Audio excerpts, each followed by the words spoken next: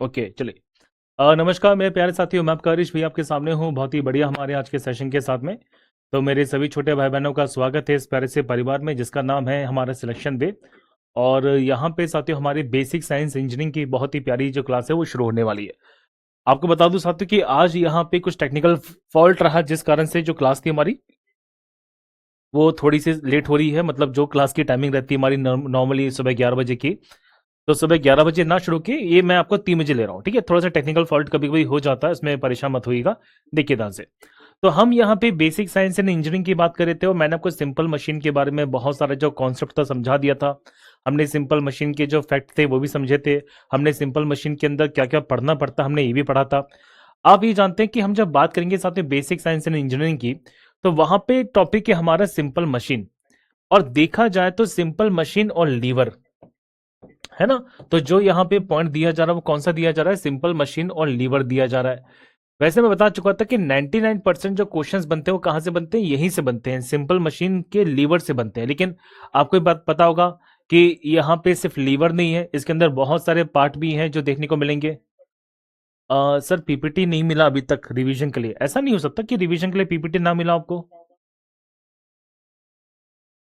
नहीं पीपीटी बेटा, एक मिनट जो मैं पूछता हूँ, ठीक है, एक मिनट जो बस।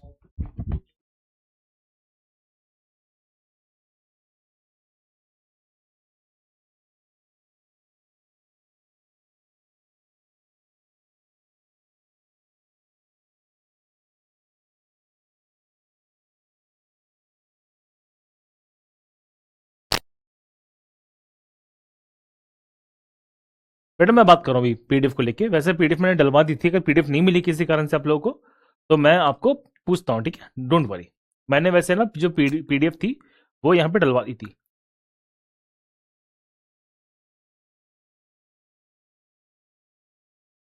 चलिए अब जरा यहाँ पे देखिए ध्यान से। तो हम देखिए सिंपल मशीन्स की बात कर रहे थे, सिंपल मशीन्स और लीवर की बात कर रहे थे। आपको बताऊं कि सिंपल मशीन के बारे में मैंने समझा दिया था कि सिंपल मशीन क्या होती है, कितने प्रकार की होती है, सिंपल मशीन के टाइप क्या क्या होते हैं। देखो हमने पढ़ा था साथियों कि हमारे पास में टोटल यहाँ पे 6 प्रकार की सिंपल मशीन्स होती हैं, जिसमें से 99% क्वेश्चंस कहाँ से बनते हैं। तो आपके 99% साथियों क्वेश्चंस बनते हैं सिर्फ और सिर्फ यहाँ पे उत्तोलक से। आप ये मान के चलना कि जितने भी क्वेश्चंस पूछे जाएंगे ना, उसमें से 99% सिर्फ और सिर्फ कहां से बनता है, लीवर से बनता है। और मैं बता दूं कि सबसे ज्यादा 2019 में भी जो क्वेश्चंस बने थे वो यहां से पूछे गए थे। आपको मैं एक बात बताऊं साथियों, जो एलपी का सीबीटी 2 हुआ ना, एलपी का सीबीटी 2 जो हुआ था साथियों 2024 में, ठीक है, 2024 के अंदर वहां से क्वेश्चन ना के बराबर थे, लेकिन हाँ पहले क्वेश्चंस बहुत पूछे गए थे। तो 90% जो क्वेश्चंस बनते हैं वो आपके उत्तोलक से बन जाते हैं, जिसको हम कवर कर चुके हैं। आज वाली क्लास के अंदर हम क्या क्या पढ़ने वाले हैं देखिए।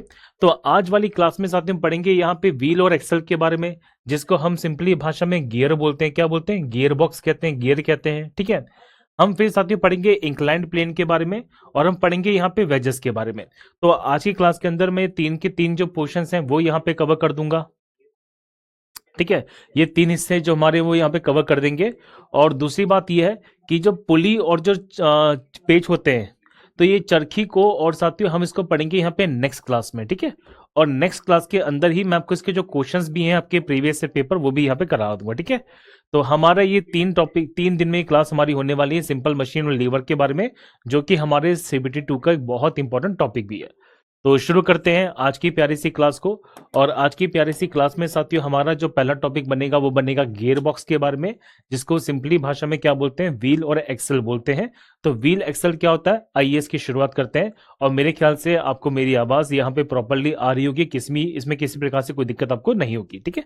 चलिए देखिए, हम जब बात करते हैं गियर के बारे में, तो गियर होता क्या है, आप लोगों ने देखा होगा कि हम जब भी किसी बहुत ज्यादा मशीन की बात करते हैं तो मशीन के अंदर हमारे पास इस प्रकार के गियर बॉक्स होते हैं। आप नोटिस करना साथियों कि हमारी जैसे साइकिल हो गई, तो साइकिल के अंदर हम जब पैडल मारते हैं तो पैडल मारते समय होता क्या है कि हम यहाँ पे साइकिल में देखिए साथियों इस प्रकार के व्हील एक्सल का इस्तेमाल करते हैं जो गियर बॉक्स बनाता है। हम जब मोटरसाइकिल चलाते हैं तो अब गियर को बढ़ाते भी हैं, डाउन भी करते हैं। हम जब गाड़ियां चलाते हैं तो गाड़ियों के अंदर भी गियर को बढ़ाते हैं, डाउन करते हैं। तो ये वास्तव में ना पावर ट्रांसमिशन करता है, मतलब एक जगह से पावर को दूसरी जगह पे पावर को ट्रांसमिट किया जा रहा है। जैसे मान लो फॉर एग्जांपल आप यहाँ पे साइकिल चला रहे हो, तो आप साइकिल चलाते समय देखिए पैडल मारते हैं।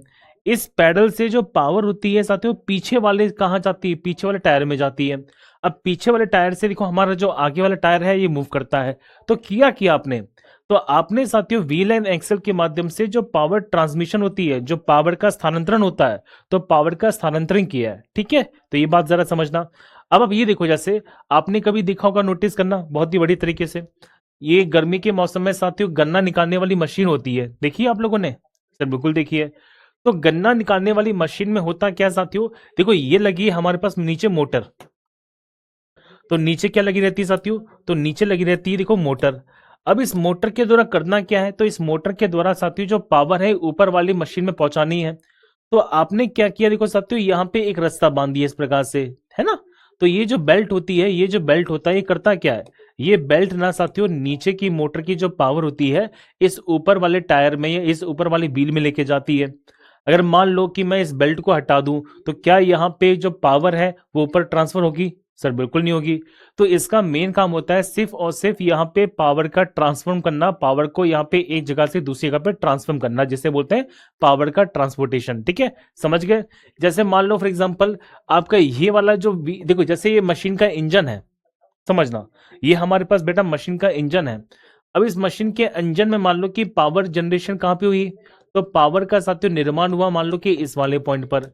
अब दिक्कत यह है कि इस पावर को मुझे क्या करना है, ट्रांसफर करना है। तो इस पावर को ट्रांसफर करने के लिए हमें कहीं ना कहीं मशीन की आवश्यकता पड़ेगी, है कि नहीं। तो हमने देखो साथियों यहाँ पे बहुत सारे क्या लगा दिए, व्हील्स लगा दिए, ये हमने लगा दिए बहुत सारे गियर। तो आप ये समझो कि यहाँ पे पावर का जो ट्रांसफर्स है वो यहाँ पे किए जा रहे हैं। तो पावर के यहाँ पे ट्रांसफर के लिए हम व्हील एक्सल का या गियर का इस्तेमाल बेसिकली करते हैं। तो आप ये देखो कि यहाँ पे ना बहुत सारे हमारे पास सिस्टम्स बन जाते हैं, चेन सॉकेट बनता है, हर चीज बनती है। जैसे आप नोटिस करो कि इंजन कहां पर है, इंजन तो आगे है। अब इस इंजन की पावर को देखो ट्रांसफर करने के लिए कहां पे लाया गया, पीछे वाले टायर में लाया गया।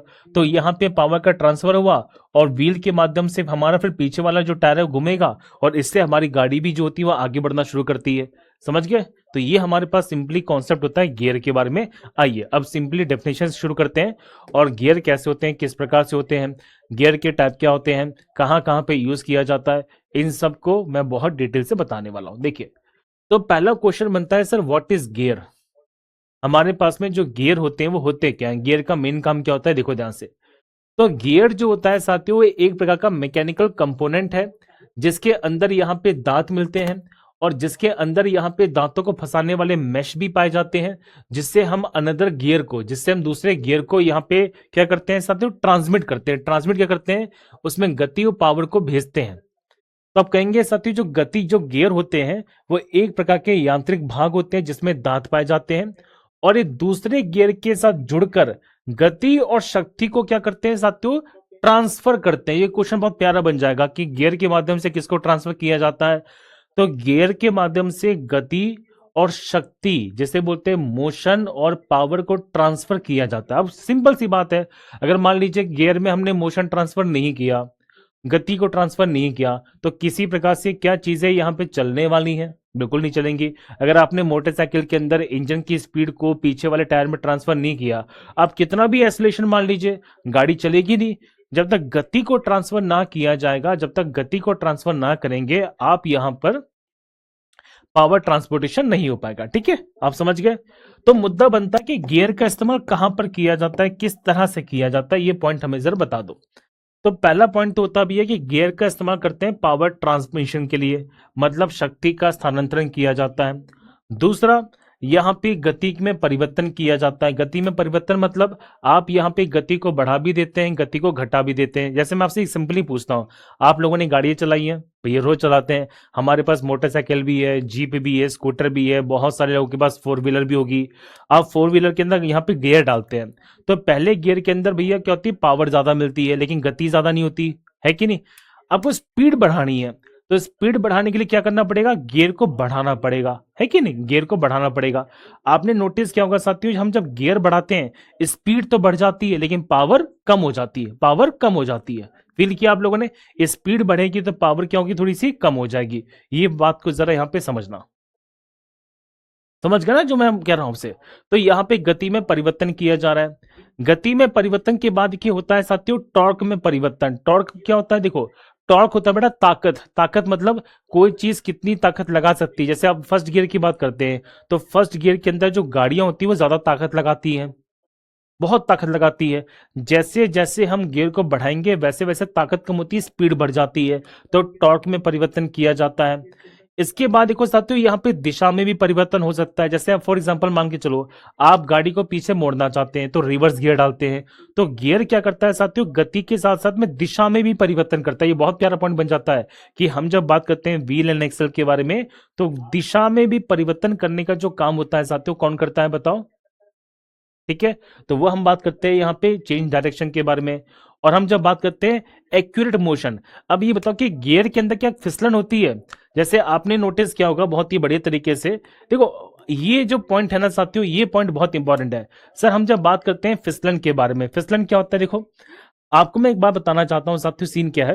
जैसे हम जब गाड़ी चलाते थे या साइकिल चलाया करते थे तो कभी कभी उसकी चेन उतर जाती है, तो जब यहाँ पे चीज उतर जाती है उसे बोलते हैं स्लिप हो जाना, है ना, उसे बोलते हैं स्लिप हो जाना। स्लिप कम होती है जब फ्रिक्शन की मात्रा बहुत जब फ्रिक्शन की मात्रा बहुत ज्यादा कम हो जाती है। तो इस वाले पॉइंट को भी मैं मेंशन नहीं कर रहा हूं ये मैं आके आपको आगे बढ़ा दूंगा। अब आपको मैं एक चीज बताऊं, देखो होता क्या है, जैसे आप ये जानते हैं कि हमारी मान लो कि गाड़ी है बाइक है, देखो ध्यान से, जैसे समझो बेटा कि हमारे पास में यहाँ पे गाड़ी है, बाइक है। अब आप कहेंगे सर कि बाइक के अंदर एक होता है जिसे बोलते हैं इंजन, आप सबने पढ़ा होगा कि भाई बाइक के अंदर यहाँ पे क्या मिलता है, देखो तो बाइक के अंदर यहाँ पे इंजन मिलता है, बोलो हाँ या ना। अब मुझे ये बताओ कि इस इंजन का काम क्या है। आप कहेंगे सर इस इंजन का काम होता है पावर का निर्माण करना, मतलब इसका मेन काम क्या है साथियों, पावर को यहाँ पे जनरेट करना। क्या करना, पावर को जनरेट करना, क्लियर सारी बातें। लेकिन पावर का जो निर्माण किया है, शक्ति जो हमने बनाई है, अब इस शक्ति को कहीं ना कहीं ट्रांसफर भी तो किया जाएगा। ठीक है, अगर हम बात करते हैं साथियों तो हमने जो शक्ति बनाई है तो शक्ति को ट्रांसफर भी तो करेंगे। मतलब बाइक के अंदर जो इंजन होता है उसका मेन काम होता है पावर का जनरेट, पावर का निर्माण करना, पावर को बनाना। अब इस पावर को यहाँ पे ट्रांसफर कौन करेगा, तो पावर को ट्रांसफर करने का जो काम किया जाएगा वो किया जाएगा गियर के द्वारा। किसके द्वारा, गियर के द्वारा। तो आप ये समझो ध्यान से कि गियर कभी भी यहाँ पे शक्ति का निर्माण नहीं करता। आपसे पूछेंगे बताओ क्या गियर यहाँ पे पावर बनाता है, नहीं भैया, पावर नहीं बनाता। गियर करता क्या है, गियर सिर्फ और सिर्फ यहाँ पे पावर को ट्रांसफर करता है, एक जगह से दूसरी जगह पे ट्रांसफर कर देगा। क्या इसके द्वारा यहाँ पे पावर बनाई जाती है, तो आंसर है बिल्कुल नहीं बनाई जाती। ये पावर का निर्माण नहीं करता, इस बात को जरा समझना, क्लियर सारी बातें। क्या गियर यहाँ पे पावर का निर्माण करता है, it is made the power, तो आंसर है नो, कतई नहीं, बिल्कुल नहीं करता, ये बिल्कुल भी पावर का निर्माण नहीं करता। ये बात आप यहाँ पे समझो, ठीक है, कंफर्म है, बोलो हाँ या ना। चलो अब देखिए हम जब बात करते हैं किसके बारे में, नेक्स्ट पॉइंट के बारे में। देखो अब बात करते हैं ऐसा कि गियर के काम करने का सिद्धांत क्या होता है। देखो नहीं, पावर जनरेट नहीं करता है भैया, नहीं करता, विकास बेटा उल्टा बोल रहे हो। गियर यहाँ पे पावर जनरेट नहीं करता है, ये सिर्फ और सिर्फ यहाँ पे पावर का ट्रांसफर करता है। दोनों में डिफरेंस है ना बाबू, निर्माण करने में और ट्रांसफर करने में जमीन आसमान का डिफरेंस है। देखिए अब हम बात करते हैं कि working of the gear drive के बारे में कि यहाँ पे काम कैसे करता है। देखो आपको बताऊं साथियों, एक होता है जिसे बोलते हैं ड्राइवर और एक होता है ड्रिवन। ठीक है, तो एक होता है साथियों जिसे बोलते हैं चालक, क्या बोलते हैं, चालक बोलते हैं। और एक होता है जिसे बोलते हैं चलित, क्या बोलते हैं, चलित बोलते हैं। अब ये चलित और चालक का मतलब क्या है, देखो आपको मैं बताना ही चाहता हूं साथियों, सुनो, इसके पास यहाँ पे पावर आती है, देखो ध्यान से सुनो, ध्यान से, इसके पास यहाँ पे पावर आती है, पावर आती है, और ये क्या करता है साथियों, पावर को ट्रांसफर करता है। क्या करता है, यहाँ पे पावर को ट्रांसफर करता है। तो आपसे क्वेश्चन पूछ लिया जाएगा, बताओ कि पावर कहां से कहां पे ट्रांसफर की जाती है। तो बेटा पावर ट्रांसफर की जाती है चालक से कहां पर, चलित की तरफ। लॉजिक क्लियर है, बोलो हाँ या ना, हो ना, फैक्ट है कि नहीं। तो हम जब बात करते हैं तो ये कैसे किया जा रहा है, तो चालक से चलित की तरफ में यहाँ पे जो पावर है वो ट्रांसफर की जा रही है। अब मैं एक बात आपको बताना चाहता हूँ, सबसे इंपॉर्टेंट कंसेप्ट है। तो क्वेश्चन बनता है एग्जामिनेशन के अंदर कि बताइए कि यहाँ पे ड्राइवर क्या होता है साथियों, तो ड्राइवर होता है जहां से ट्रांसफर की जाती है पावर। ड्रिवन क्या होती है, तो ड्रिवन होती है साथियों जहां पे पावर को ट्रांसफर करना होता है। तो जो ट्रांसफर करता है उसे बोलते हैं चालक, और जिसको ट्रांसफर की जाती है, जिसको स्थानांतरण की जाती है उसे बोलते हैं ड्राइवर। ठीक है, कंफर्म है, बोलो। अब सबसे मेन बात क्या है कि ड्राइवर और ड्राइवर की जो दिशा होती है ये हमेशा एक दूसरे के कैसी होती है, यहाँ पे अपोजिट होती है, अपोजिट होती है। तो एक क्वेश्चन बनता है कि जो दोनों के दोनों गियर होते हैं ये हमेशा एक दूसरे के विपरीत दिशा में घूमते हैं।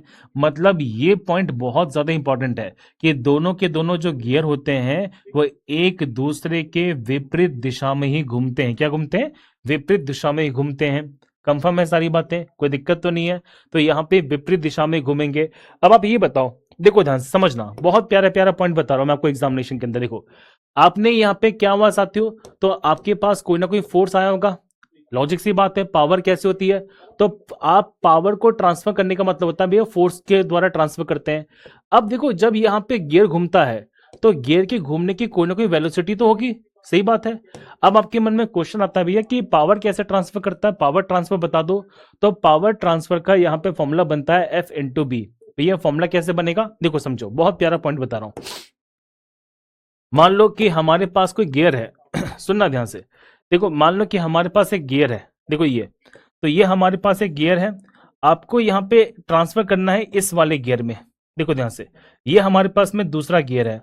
जैसे मान लो कि मैंने नाम दिया इसको G1 और इसको मैंने नाम दिया यहाँ पे G2, दिखाई दिया आपको। तो हमारे पास दो गियर है, तो एक होता है जिसे बोलते हैं ड्राइवर, जहां से पावर ट्रांसफर की जाती है, और जिसको ट्रांसफर की जाती है साथ ही उसे बोलते हैं ड्राइवन। क्या बोलते हैं? ड्राइवन। तो एक होता है चालक, एक होता है चालित। अब जरा सुनो, मैंने क्या बताया, ये हमेशा अपोजिट दिशा में घूमते हैं। अगर मान लो कि इसकी घूमने की दिशा यहाँ पे क्लॉकवाइज है तो इसकी दिशा कैसी होगी साथियों? एंटी क्लॉकवाइज होगी। तो ये हमेशा एक दूसरे के विपरीत दिशा में घूमेंगे। अब पॉइंट देखो ध्यान से, पॉइंट क्या है, मान लो पीछे से यहाँ पे फोर्स आया, मतलब इस ड्राइवर पर फोर्स आया कितना? एफ। ठीक है, इस पे लगने वाला बेटा बल कितना है, तो लगने वाला देखो बल है इसके पास में एफ। अब जब बल लगा तो इसके पास कोई ना कोई यहाँ पे वेलोसिटी आ चुकी होगी, जिसे बोलते हैं साथियों हम वेग। बोलो हाँ या ना, वेग बोलते हैं। तो मुद्दा बनता है कि यहाँ पे पावर कितनी बनेगी, तो भैया बनने वाली जो पावर होती है ये बनती है फोर्स इंटू वेलोसिटी।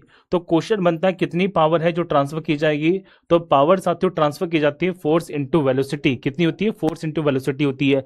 अब पॉइंट देखना ध्यान से बेटा, आप जानते हैं फोर्स की हम जब बात करेंगे तो फोर्स बनता है न्यूटन में, वेलोसिटी बनती है मीटर पर सेकंड में। तो ये बन जाता है हमारे पास में न्यूटन मीटर पर सेकंड। क्या बनता है? न्यूटन मीटर पर सेकंड बनता है। और न्यूटन मीटर पर सेकंड भी किसके बराबर होता है साथियों? तो न्यूटन मीटर पर सेकंड भी किसके बराबर होता है हमारे पास में? तो आंसर है वॉट के बराबर है। तो यहाँ पे जो पावर ट्रांसफर की जा रही है वो किस में की जा रही है? वॉट में की जा रही है, गलती मत करना, ठीक है, पहले बता रहा हूँ। ठीक है, अब एक बात को सुनो ध्यान से, आपको बताऊं बेटा, न्यूटन मीटर को मैं जूल लिख सकता हूं? नहीं पता आपको? बता रहा हूं, देखो न्यूटन मीटर हमारा जूल होता है और सेकंड सेकंड होता है। तो जूल बटे सेकंड भी किसके बराबर होता है साथियों? तो जूल बटे सेकंड भी हमारे पास में पावर के बराबर होता है। आप समझ गए? तो पावर का फॉर्मूला बनेगा फोर्स इंटू वेलोसिटी। ये भी आपको मैंने बता दिया। क्या इतनी सी बात मेरे छोटे भाई बहनों को क्लियर हो चुकी है? क्योंकि अभी मैं आपको बहुत सारी बातें यहाँ पे बताने वाला हूं।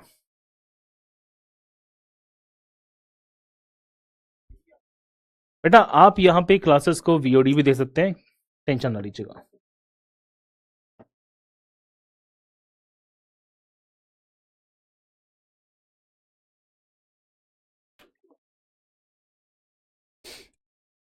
ठीक है, तो ये हमने बात यहाँ पे समझ ली है। चलिए अब देखिए, एक तो मैंने बता दिया साथियों, एक होता है ड्राइवर। ड्राइवर क्या होता है? देखो कि जिसमें से पावर को ट्रांसफर करनी होती है। तो आप इसे पहले फोर्स देते हैं, ये फोर्स यहाँ पे वेलोसिटी के साथ मिलती है, फोर्स और वेलोसिटी क्या बन जाती है? पावर बन जाती है। ठीक है, तो पावर कहाँ जाती है? ड्राइवन पे जाती है। अब मान लो फॉर एग्जाम्पल कि कभी यहाँ पे ड्राइवर और ड्राइवन, मतलब जो चालक और जो, सर ये क्लास बेसिक से है ना बेटा, क्या कह रहे हो यार तुम लोग यार, मतलब इतनी बेसिक तरीके से मैं क्लास से समझा रहा हूँ फिर भी बच्चा कमेंट कर रहा है सर बेसिक क्लास है कि नहीं है। मतलब तुम तुम रुक तो जाओ बेटा, आज तुम इतना कुछ नया सिखाएंगे, नया इतना सिखाएंगे, खुद ही बोलोगे कि भी भैया भैया मजा आ गया। देखो अब जरा यहाँ पे देखो, कभी कभी क्या होता है साथियों कि मान लो ये ड्राइवर है, ये चालक है, और ये यहाँ पे ड्राइवर है। ड्राइवर मतलब जिसे चलित बोलते हैं। अब इनके बीच में दूरी बहुत ज्यादा बढ़ जाती है। अब जब दूरी बढ़ जाती है साथियों, तो दूरी बढ़ जाने पे होता क्या है कि हमें यहाँ पे पावर तो ट्रांसफर करनी है। तो पावर जब ट्रांसफर करनी है तो हम क्या करते हैं साथियों, बीच में एक नए प्रकार का गियर यूज करते हैं, गियर यूज करते हैं। अब ये जो गियर होता है ना, ये गियर करता क्या है, ये गियर सिर्फ और सिर्फ यहाँ पे पावर ट्रांसफर करने का काम करेगा। इसे बोलते हैं आइडलर। क्या बोलते हैं, आइडलर। तो प्लीज यहाँ पे समझो, आइडल नहीं है, आइडलर है। तो क्वेश्चन बनता है सर आइडलर गियर क्या होता है, बताओ जल्दी से। तो आइडलर गियर वे गियर होते हैं जो ड्राइवर और ड्रिवन के बीच में लगाए जाते हैं। तो ऐसे गियर जो ड्राइवर और ड्रिवन के मध्य में लगते हैं उसे क्या बोलते हैं, आइडलर बोलते हैं। क्लियर सारी बातें। अब जो मैं पॉइंट बता रहा हूं इस पॉइंट को जरा समझना ध्यान से। देखो, ये केवल यहाँ पे गति, ये जो केवल यहाँ पे गति या घूर्णन की दिशा बदलता है, इससे गियर ये रेशियो पर किसी प्रभाव से कोई भी प्रभाव नहीं पड़ता। मतलब ये किसको चेंज नहीं करता, तो ये भैया यहाँ पे गियर रेशियो को चेंज नहीं करता। इस बात को जरा समझना, ठीक है। अब आपके मन में क्वेश्चन बनेगा कि भैया ये जो गियर रेशियो होता है ये होता क्या है। तो अभी थोड़ा सा सब्र करो, ये मैं पॉइंट आपको बताने वाला हूं। और सुनो, सेम क्वेश्चन आपके सीबीटी 2 में पूछा जा चुका है। सेम क्वेश्चन आ चुका है कि बताओ भैया जो आइडलियर होते हैं, आइडलियर क्या वो किसी प्रकार से गियर के रेशियो में परिवर्तन करते हैं, क्या वो किसी प्रकार से गियर के रेशियो में परिवर्तन करते हैं, तो आंसर है नहीं करते। ये समझना। अच्छा, किसमें चेंज नहीं करते, बस अभी थोड़ा सा पॉइंट समझ लो। देखो, जो आइडलियर होते हैं साथियों, इससे किसमें भी परिवर्तन नहीं होता, तो इससे यहाँ पे वेलोसिटी रेशियो में भी परिवर्तन नहीं किया जाता। ये सिर्फ और सिर्फ क्या करते हैं, ये चेंज करते हैं डायरेक्शन ऑफ द रोटेशन को। अब आप पॉइंट को सुनना ध्यान से, बहुत प्यारा पॉइंट देखो बता रहा हूं। देखो, मैंने क्या बताया साथियों कि हमेशा एक गियर से दूसरे गियर पे हम जब जाएंगे ना, तो दिशा क्या होती है, अपोजिट हो जाती है। जैसे मान लो ये कैसे घूम रहा था, तो ये घूम रहा था एंटी क्लॉकवाइज। तो यहाँ पे जो आइडलियर है वो कैसे घूमेगा, बताओ जल्दी से। तो यहाँ पे ये घूमेगा साथियों कैसा, क्लॉकवाइज। कैसे घूमेगा, क्लॉकवाइज। ठीक है, कंफर्म है सारी बातें। देखो, बहुत प्यारा पॉइंट बता रहा हूं, ये कैसे घूमेगा, क्लॉकवाइज घूमेगा। समझ में आ गई, कैसे घूमेगा, क्लॉकवाइज घूमेगा। अब ये बताओ, यहाँ पे जो ड्राइवन है, ड्राइवन, ये कैसे घूमेगा, तो ड्राइवन घूमेगा साथियों हमारे पास में एंटी क्लॉकवाइज। अब ये बताओ कि इसमें क्या हुआ, इस वाली कंडीशन में देखो, इसकी दिशा भी कैसी है, एंटी क्लॉकवाइज है, और इसकी दिशा भी कैसी है साथियों, एंटी क्लॉकवाइज है। भैया ये क्या बात होगी, यस। तो ड्राइवन कब लगाए जाते हैं, या आइडलियर गियर कब लगाए जाते हैं, तो आइडलियर गियर तब लगाए जाते हैं साथियों जब हमें डायरेक्शन या तो सेम करनी होती है, या डायरेक्शन हमें क्या करनी पड़ती है साथियों, बताओ। यहाँ पे डायरेक्शन को सेम करना पड़ता है या डायरेक्शन बदलनी पड़ती है। जैसे मान लो, मैं आपको बता रहा हूं, सुनो ध्यान से। आप जब यहाँ पे और संख्या करोगे, जैसे मान लो आपने 1 लगा दिया, 3 लगा दिया, 5 लगा दिया, तो उस वाली कंडीशन में क्या होगा साथियों, उस वाली कंडीशन में ड्राइवर और ड्रिवन की जो डायरेक्शन है, सुनो ध्यान से, वो सेम हो जाएगी। आप देख पा रहे हो। जैसे मुझे ये बताओ कि यहाँ पे कितना आइडियल लगा हुआ है, तो यहाँ पे 1 लगा हुआ है। जब 1 लगा हुआ है मतलब और संख्या है, बोलो जल्दी से। तो देखो, ड्राइवर की संख्या और ड्रिवन की संख्या क्या हो चुकी है, 1 हो चुकी है। बिल्कुल सही बात है, बिल्कुल सही बात है कि नहीं है।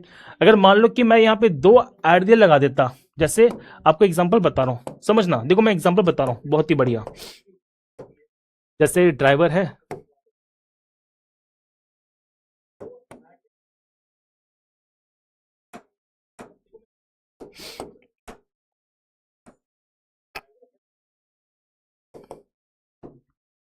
देखो, जैसे ये मान लो क्या है, हमारे पास में ड्राइवर है, ठीक है। और ये क्या है साथियों, हमारे पास में ड्राइवन, क्या है, ड्राइवन है। दिखाई दिया आपको, कोई दिक्कत तो नहीं। अब ये मान लो साथियों, ये हमारे पास में आइडलियर 1 है और ये हमारे पास में आइडलियर 2 है। अब जरा समझना, देखो ये करता क्या है, ये सिर्फ और सिर्फ डायरेक्शन को चेंज करता है, इससे और कुछ चेंज नहीं होता। अब मान लो कि यहाँ पे डायरेक्शन कैसी है, एंटी क्लॉकवाइज से क्लॉकवाइज। देखो, तो भैया यहाँ पे दिशा कैसी है, हमारे पास में क्लॉकवाइज है, तो यहाँ पे दिशा कैसी हो जाएगी, तो यहाँ पे साथियों दिशा हो जाएगी एंटी क्लॉकवाइज। कैसी, एंटी क्लॉकवाइज, बोलो जल्दी से। यहाँ पे दिशा क्या हो जाएगी साथियों, तो यहाँ पे दिशा हो जाएगी क्लॉकवाइज। और फिर यहाँ पे दिशा कैसे हो जाएगी, तो यहाँ पे दिशा हो जाएगी एंटी क्लॉकवाइज। अभी बताओ कि यहाँ पे कितने आइडलियर हैं, तो यहाँ पे 2 हैं। 2 मतलब कैसे हैं भैया, बताओ जल्दी से। इवन है। जब इवन होते हैं आइडलियर, जब यहाँ पे 2 होंगे, 4 होंगे, 6 होंगे, 8 होंगे, 10 होंगे, 12 होंगे, तो ऐसी कंडीशन में ड्राइवर और ड्राइवन की जो डायरेक्शन है ये कैसी रहेगी, बताओ जल्दी से। तो इसमें साथियों जो डायरेक्शन रहेगी वो कैसी रहने वाली है, हमारे पास में अलग अलग रहने वाली है। क्या इतनी सी बात यहाँ पे क्लियर है, बोलो जल्दी से। और जब यहाँ पे इसकी संख्या क्या होती है, ऑड होती है। देखो, ऑड होती है, तो ड्राइवर और ड्राइवर की संख्या जो डायरेक्शन होती है कैसे रहती है, सेम रहती है। सर लास्ट वाला एंटी क्लॉकवाइज होगा। क्यों होगा एंटी क्लॉकवाइज? देखो ध्यान से, ये क्लॉकवाइज था, हाँ ओके, एंटी क्लॉकवाइज हो गया, सॉरी सॉरी।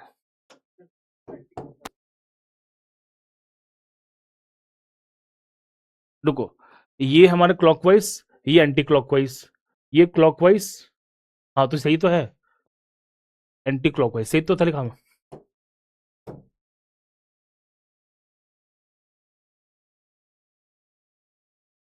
सही तो है बेटा, अब सही है, अब समझ गया ना? कंफ्यूज कर रहे हो तुम भी, हाँ? क्या इतनी सी बात क्लियर है कि नहीं है? जल्दी बताओ प्लीज सबके सब। तो आप समझ गए कि इसका इस्तेमाल कहां पे करते हैं? तो इसका इस्तेमाल बेटा सिर्फ और सिर्फ करते हैं डायरेक्शन को चेंज करने के लिए। अच्छा, आपसे क्वेश्चंस पूछेंगे, बताओ कि अगर मैं भैया यहाँ पे आइडलियर का इस्तेमाल करता हूं तो क्या उससे यहाँ पे वेग अनुपात में, क्या उससे यहाँ पे वेलोसिटी रेशियो में चेंज होता है? तो आंसर है नहीं चेंज होता है, ठीक है। अच्छा, क्या इससे स्पीड यहाँ पे चेंज होती है? तो आंसर है स्पीड में भी चेंज नहीं होता। बस इतना सा अंतर पड़ेगा आपसे एग्जामिनेशन में,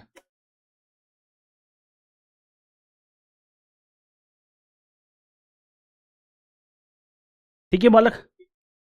समझ गए ना ये छोटी सी बात? अभी देखो, इसमें मैं और भी बहुत सारी बातें बताने वाला हूं, जैसे कि फॉर एग्जांपल मान के चलो कि गियर रेशियो क्या होता है, अभी समझाऊंगा मैं, डोंट वरी, ठीक है। तो हमने इतनी बात समझ ली। अब देखिए, मुद्दा ये बनता है कि भैया हमारे पास में हमें काम क्या है? तो हमारा काम होता है साथियों यहाँ पे शक्ति को ट्रांसफर करना, जिसे बोलते हैं पावर ट्रांसमिशन करना।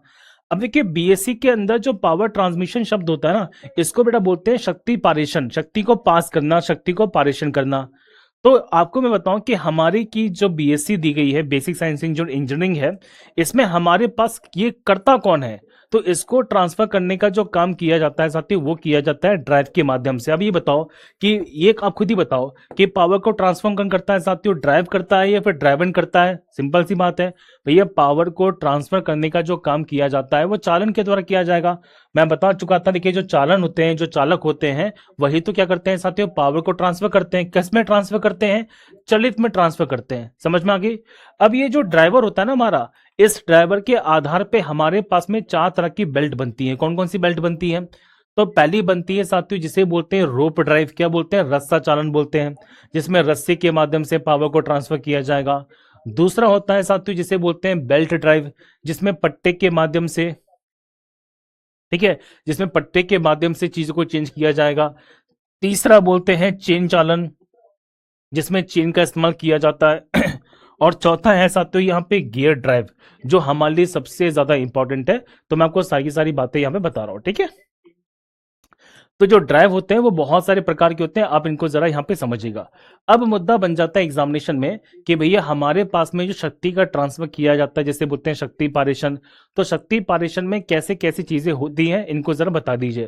देखो, जो मैं पॉइंट बता रहा हूँ बेटा, प्लीज उनको सुनते चलो, आपको हर एक पॉइंट यहाँ पे क्लियर होता चलेगा, ठीक है। देखो ध्यान से, सबसे पहले हम किसकी बात करते हैं? तो सबसे पहले हम बात करते हैं गियर ड्राइव के बारे में, जिसे बोलते हैं गियर चालान। देखो मैं नीचे से शुरू कर रहा हूँ, ठीक है। गियर चालान के बारे में आइए, देखो गियर चालन की बात करते हैं तो ये हमारे पास में गियर है। आप नोटिस करना कि इसका इस्तेमाल कहां पे करेंगे। देखो इसमें यहाँ पे जो दो गियर होते हैं वो आपस में एक दूसरे के साथ कांटेक्ट में होते हैं। क्या यहाँ पे संपर्क है कि नहीं है? जैसे आप खुद ही देखो कि ये हमारे पास में गियर 1 है, देखो ये हमारे पास गियर 1 है और ये हमारे पास में गियर 2 है, दिखाई दिया आपको? अब ये बताओ कि क्या ये दोनों के दोनों आपस में कांटेक्ट में है? बिल्कुल है साथियों। अच्छा, कैसे कांटेक्ट में? डायरेक्ट कांटेक्ट में। यहाँ पे दूरी कैसी है? तो दूरी कैसी साथियों? तो मिनिमम डिस्टेंस है। तो आपसे क्वेश्चन पूछ लिया जाए, बताओ कि जब हमें पावर का ट्रांसफर, जब हमें पावर को एक जगह से दूसरी जगह पहुंचाना है, किस दूरी के लिए? ज्यादा दूरी के लिए, कम दूरी के लिए? कम दूरी के लिए। तो सबसे कम दूरी के लिए, देखो ध्यान से, सबसे कम दूरी के लिए हमें जब पावर को ट्रांसफर करना पड़ता है, हम किसका इस्तेमाल करते हैं? तो आंसर है गियर ड्राइव का इस्तेमाल करते हैं। कंफर्म है? जब पावर को हमें सबसे कम दूरी में ट्रांसफर करना पड़ता है, हम उसके लिए मिनिमम ड्राइव, जो मिनिमम डिस्टेंस में ट्रांसफर करना पड़ता है, तो हम यहाँ पे किसका इस्तेमाल करते हैं साथियों? गियर ड्राइव का इस्तेमाल करते हैं, ठीक है। कंफर्म है? बोलो हाँ या ना। इसमें होता क्या है? इसमें होता यह है कि दो या दो से ज्यादा गियर जो होते हैं, ये आपस में एक दूसरे से जुड़े होते हैं। देखो दो गियर हैं और दोनों के दोनों जो गियर होते हैं वो आपस में एक दूसरे के साथ जुड़े होते हैं, दिखाई दे रहा है आपको? अब सबसे मजेदार बात यह है कि इसमें किसी प्रकार से स्लिप नहीं होता। अब ये बताओ, क्या इसमें ऐसा पॉसिबल है कि जो एक गियर होगा वो दूसरे गियर से हट जाए? क्यों? फ्रिक्शन ज्यादा होता है। दूसरा, आप नोटिस करना, देखो ध्यान से कि ये दांत हैं, किसके? गियर के दांत हैं। और ये भी क्या है साथियों? दांत है गियर के। ये दोनों के दोनों दांत ना आपस में इस प्रकार से फिक्स हो जाते हैं। जब फिक्स हो जाते हैं तो क्या इसमें किसी प्रकार से फिसलन देखने को मिलेगी आपको? क्या इसमें किसी प्रकार से यहाँ पे जो फ्रिक्शन है देखने को मिलेगा, मतलब फिसलन देखने को मिलेगी? नहीं मिलेगी। जब फिसलन देखने को नहीं मिलेगी तो उसमें किसी प्रकार से स्लिप नहीं होता, और इसलिए से क्या बोलते हैं साथियों? पॉजिटिव ड्राइव कहते हैं। क्या बोलते हैं? पॉजिटिव ड्राइव कहते हैं। क्या ये चारों के चारों पॉइंट क्लियर हैं? तो क्वेश्चन पूछेंगे, बताओ कि सबसे कम दूरी के लिए पावर का जो ट्रांसमिशन किया जाएगा वो किसके थ्रू किया जाएगा? तो आंसर है गियर ड्राइव के थ्रू। अब गियर ड्राइव के ना बहुत सारे एग्जाम्पल्स हैं, बहुत जगह पे गियर ड्राइव का इस्तेमाल है जो किया जाता है। जैसे पूछेंगे, बताओ हमारी गाड़ियों में साथियों जो गियर बॉक्स होता है वो किसका बना होता है? गियर ड्राइव का बना होता है। हमारी बाईसाइकिल के अंदर, साइकिल में साथियों जो सिस्टम किसका है? गियर ड्राइव का है। हमारे घड़ी की बात करते हैं, घड़ी, हमारी घड़ी में साथियों जो यहाँ पे छोटे छोटे गियर बनते हैं वो किसके बनते हैं? गियर ड्राइव के बनते हैं। इसी प्रकार से हमारी जो मशीन्स बनती हैं इंडस्ट्रीज की, यहाँ पे जो लेथ मशीन होती है, लेथ मशीन मतलब जो यहाँ पे किसी भी शेप में चीज को काट देती है, यहाँ पे जो क्रेन्स होती हैं, ऑटोमोबाइल होती हैं, इन सब के अंदर यहाँ पे कौन सा सिस्टम है जो यूज किया जा रहा है? तो आंसर है गियर ड्राइव यूज किया जा रहा है। क्या यहाँ तक की बात पूरी क्लियर हो गई है? बोलो हाँ या ना। इन सब के अंदर जो पावर का ट्रांसमिशन है वो किसके थ्रू किया जाएगा? तो आंसर है गियर ड्राइव के थ्रू किया जाएगा। इसमें सबसे ज्यादा 3 एग्जांपल बहुत इंपॉर्टेंट है, ये तीनों के तीनों याद कर लो। ये क्वेश्चन एज इट इज पूछे गए हैं। बताइए कि गियर ड्राइव की हम जब बात करते हैं तो इनके एग्जांपल्स बता दो प्लीज। अच्छा, मैं आप लोगों से बस ये पूछ रहा हूं, देखो बेटा, कि इससे भी ज्यादा बेसिक में चलना है क्या? इससे भी ज्यादा यहाँ पे इजी तरीके से बताना है क्या? मतलब समझ लो, जितना सरल लैंग्वेज हो सकता है उतना सरल लैंग्वेज में आपको मैं सारी बातें बता रहा हूं। आपने इससे पहले वाली क्लास देख ली होगी सबने, नहीं देखी होगी तो वो वीओडी क्लास मिल जाएगी। वीओडी क्लास में मतलब, क्योंकि वो क्लास डेमो वाली क्लास थी तो मैंने यूट्यूब पे भी, एप्लीकेशन पे, दोनों पे पढ़ाई थी, है ना? समझ गए? कोई क्लियर है सारी बातें? चलिए, तो हमने गियर ड्राइव समझ लिया कि गियर ड्राइव का इस्तेमाल कहां पे करते हैं? जब सबसे कम दूरी होती है तो हम यूज करते हैं किसका? गियर ड्राइव का। किसके लिए? पावर ट्रांसमिशन के लिए। अब आते हैं दूसरे वाले पॉइंट पर। दूसरा है हमारे पास में जिसे बोलते हैं चेन ड्राइव। भैया चेन ड्राइव क्या होती है? जिसे हम चेन चालक बोलते हैं। भैया चेन चालक समझिए, देखो, जब यहाँ पे पावर का ट्रांसमिशन, पावर को हम जब यहाँ पे ट्रांसफर करते हैं चेन के माध्यम से, किसके माध्यम से? चेन के माध्यम से यूज करते हैं।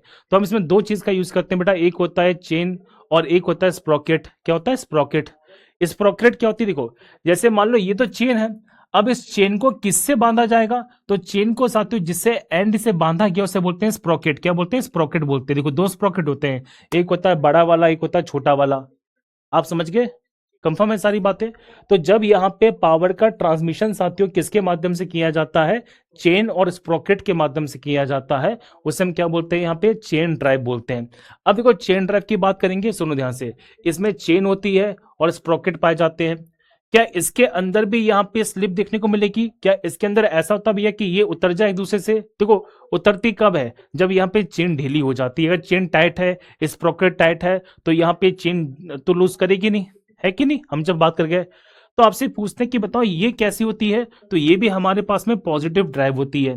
इसका उपयोग कहां पे करते हैं? जो मध्यम दूरी होती है, मतलब ना ज्यादा बड़ी है ना ज्यादा छोटी दूरी है, जो थोड़ी सी बड़ी दूरी होती है, इसमें इसका इस्तेमाल यहाँ पे किया जाएगा। जैसे आपसे पूछेंगे बताओ इसका सबसे अच्छा एग्जाम्पल क्या है? तो इसका सबसे अच्छा एग्जाम्पल है साथियों साइकिल। देखो, हमारी जो साइकिल होती है, साइकिल, तो साइकिल के अंदर जो पावर का ट्रांसमिशन किया जाता है वो किसके थ्रू किया जाता है बेटा? तो आंसर है चेन ड्राइव के थ्रू किया जाता है। आप समझ गए? तो मैं बता चुका हूं, देखो कि हमारी गाड़ी, हमारी जो बाईसाइकिल होती है, जो साइकिल होती है, इसमें इसका यहाँ पे यूज किया जाता है। मोटरसाइकिल में यूज करते हैं।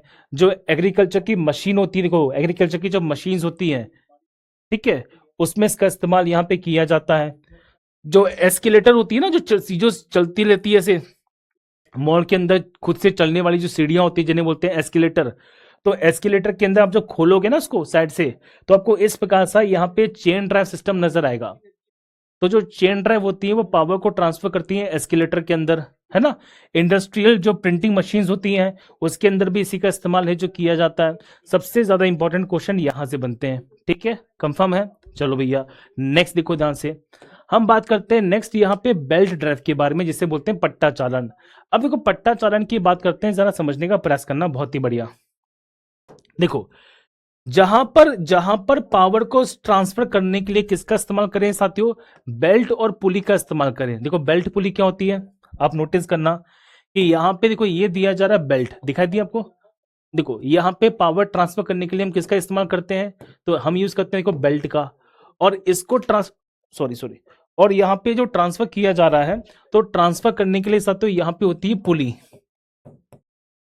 तो जो बेल्ट और पुली के माध्यम से ट्रांसफर किया जाता है उसे बोलते हैं सिंपली भाषा में बेल्ट ड्रिवन। क्या बोलते हैं, बेल्ट ड्रिवन बोलते हैं।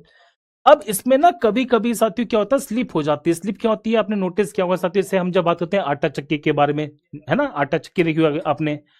आटा चक्की में होता है साथियों क्या कि हम जो मशीन होती है ना, कभी कभी यहाँ पे निकल जाती थी, जो पट्टा होता है वो निकल जाया करता है। क्यों निकल जाता है, देखो जब रोटेशन स्पीड बढ़ती है ना, तो रोटेशन स्पीड से कहीं ना कहीं साथियों यहाँ पे होता क्या है कि इसमें स्लिप मार जाती है और पट्टा बाहर निकल जाता है। तो ये कैसा होता है, नेगेटिव ड्रिवन है। नेगेटिव ड्रिवन मतलब कभी कभी यहाँ पे जो पावर है वो लॉस हो जाती है। तो जहां पे पावर लॉस देखने को मिलता है उसे क्या बोलते हैं साथियों, उसे बोलते हैं नेगेटिव ड्रिवन। इसे बोलते हैं नॉन पॉजिटिव ड्रिवन, मतलब यहाँ पे नेगेटिव ड्रिवन कहा जाता है। और इसका उपयोग भी मध्यम दूरी के लिए करते हैं, जब दूरी यहाँ पे ज्यादा बड़ी नहीं होती है। एग्जाम्पल क्या है, इसके एग्जाम्पल बता दो। एग्जाम्पल बहुत सारे हैं, देखो जैसे हमारी गाड़ी में देखिए जो इंजन होता है, तो गाड़ी के इंजन को यहाँ पे जो पावर सप्लाई की जाती है वो इसी थ्रू से की जाती है। हमारे गाड़ी के अंदर भी देखो बेल्ट लगे रहते हैं, है ना। इसी प्रकार से देखो हमारी जो एसी वाली मशीन होती है, एसी वाली मशीन के अंदर साथियों जो पीछे चलता है ना, जिसे बोलते हैं कंप्रेसर, कंप्रेसर बोलते हैं कंप्रेसर। तो कंप्रेसर भी साथियों इसी सिद्धांत पे चलता है। आपकी यहाँ पे जो मशीन होती है कंप्रेसर वाली, आप नोटिस करना कि उसके अंदर इस प्रकार से पट्टा लगा रहता है। हमारी वॉशिंग मशीन में पट्टा लगा रहता है साथियों, ठीक है। जो ट्रेडमिल होती है उसमें इस प्रकार से पट्टा लगा रहता है, ताकि यहाँ पे पावर को जो है वो सप्लाई किया जा सके। तो ये सारे के सारे एग्जांपल्स मैंने बता दिए इसके, ठीक है। चलो, तो ये देखो यहाँ पे क्या है हमारे पास में, बेल्ट ड्रिवन, जिसे बोलते हैं पट्टे के द्वारा यहाँ पे पावर को ट्रांसफर किया जाएगा। लास्ट होता है जिसे बोलते हैं रोप ड्रिवन। रोप ड्रिवन में क्या मिलेगा साथियों, रस्सी मिलती है। मतलब वहां पे पट्टा होता है, यहाँ पे क्या मिलती है, रस्सी मिलती है, ठीक है। वहां पे क्या साथियों, पट्टा था, और यहाँ पे क्या मिलेगी, रस्सी मिलेगी। देखो, तो इसमें रस्सी और पुली का इस्तेमाल किया जाता है। अब क्योंकि भी ये रस्सी है तो कभी कभी स्लिप हो जाती है। और जब हमें यहाँ पे पावर को ट्रांसफर करना पड़ता है बहुत दूरी पर, मान लीजिए कि हमें एक जगह से दूसरी का बहुत डिस्टेंस पे जाना है, तो हम हमेशा यहाँ पे रोप ड्रिवन का इस्तेमाल करते हैं। जैसे मैं एग्जांपल बताता हूँ, देखो, तो सबसे अधिक दूरी पर, अगर आपको बहुत लंबी दूरी के लिए यहाँ पे क्या करना है साथियों, पावर को ट्रांसफर करना है, तो हम यहाँ पे रोप ड्रिवन का इस्तेमाल करेंगे, क्योंकि कभी कभी इसमें स्लिप हो जाती है। इसलिए इसे कैसा बोलते हैं, नॉन पॉजिटिव ड्रिवन बोलते हैं। मतलब इसमें कभी कभी पावर का लॉस हो जाता है। जैसे मैं एग्जांपल बताऊं, ठीक है सर, कार के अंदर यहाँ पे गियर ड्राइवन और बेल्ट ड्राइवन दोनों आएगा, बिल्कुल आएगा साथियों। कार के अंदर यहाँ पे गियर, देखो कार के अंदर जैसे कार का इंजन है, तो कार के इंजन के अंदर हम पट्टा यूज नहीं करते। कार के इंजन के अंदर क्या यूज करते हैं बेटा, गियर ड्राइवन यूज करते हैं। देखिए मान लीजिए अब इंजन की पावर को सप्लाई करना है पीछे, तो हम यहाँ पे पट्टे का इस्तेमाल करेंगे, तो उसे क्या बोलते हैं, यहाँ पे बेल्ट ड्राइवन बोलेंगे। आप समझ गए, क्योंकि ये मशीन्स कभी सिंगल बेस पे काम नहीं करती, मशीन्स में बहुत सारी चीजें मिलके बनती हैं, है ना। जैसे मैं घड़ी की बात करता हूं, तो हमारी घड़ी के अंदर भैया सिंपल सिंपल यहाँ पे क्या होता है, तो आंसर गियर ड्राइवन होता है, ठीक है, समझ गए। चलो, अब मैं आपको एग्जांपल बता दूं, जैसे लिफ्ट देखिए आपने। अभी बताओ कि लिफ्ट जो होती है उसमें इस प्रकार की रस्सी का इस्तेमाल हम करते हैं। देखो लिफ्ट जो ऊपर जाती है नीचे आती है, एक पुली होती है, पुली ऊपर पुली रहती है, लिफ्ट ऊपर नीचे इसमें होती रहती है कि नहीं, कंफर्म है। इसी प्रकार से आपने बहुत सारी केबल कार देखी होंगी, तो केबल कार जो होती है वो भी हमारी किस पे काम करती है बेटा, रोप ट्रिप पे काम करती है। तो हम देखिए जब बात करते हैं एलिवेटर के बारे में, एलिवेटर मतलब लिफ्ट की बात करते हैं। जो क्रेन होती है ना, क्रेन, तो क्रेन के अंदर देखो बेटा इस प्रकार से हम रोप ड्रिव का इस्तेमाल करेंगे। जो केबल कार होती है, केबल कार, वो भी यहाँ पे किस पे चलती है, रोप पे चलती है, रोप ड्राइव पे चलती है। हम जब लिफ्टिंग इक्विपमेंट की बात करते हैं, सामान को उठाने वाले जो इक्विपमेंट्स होते हैं, उसमें इस प्रकार का इस्तेमाल है जो किया जाएगा, है ना। तो ये सब एग्जाम्पल्स हैं किसके, यहाँ पे रोप ड्राइव के एग्जाम्पल्स हैं जो माने गए हैं। तो आप इतना समझ गए कि कहां पर कैसे दूरी में किसका इस्तेमाल है जो किया जाएगा। अगर एग्जाम्पल आ गया आप कर दोगे ना सबके सब, आप कर दोगे ना। पहले जल्दी से बताओ मुझे कमेंट के अंदर कि यहां तक की बात पूरी क्लियर है कि नहीं है, बोलो हाँ या ना प्लीज। क्या यहां तक की बात पूरी क्लियर है कि नहीं है, जल्दी बताओ सबके सब कमेंट के अंदर। क्या यहां तक की बात चमक गई, बोलो जल्दी से। तो अब देखिए साथियों, अब आपका लेवल थोड़ा सा बढ़ेगा, ठीक है। इतनी बात क्लियर हो चुकी है, क्यों, क्योंकि अब देखिए साथियों में जो लेवल है ना वो यहाँ पे थोड़ा सा बढ़ेगा। बढ़ेगा मतलब लेवल जो है हमारे अच्छे होने वाले हैं। अब क्वेश्चंस कैसे बनते हैं मैं क्वेश्चंस बताता हूं कि हमारे एग्जामिनेशन में किस तरह से फैक्ट यहाँ पे बन जाते हैं। प्लीज जल्दी से बताओ।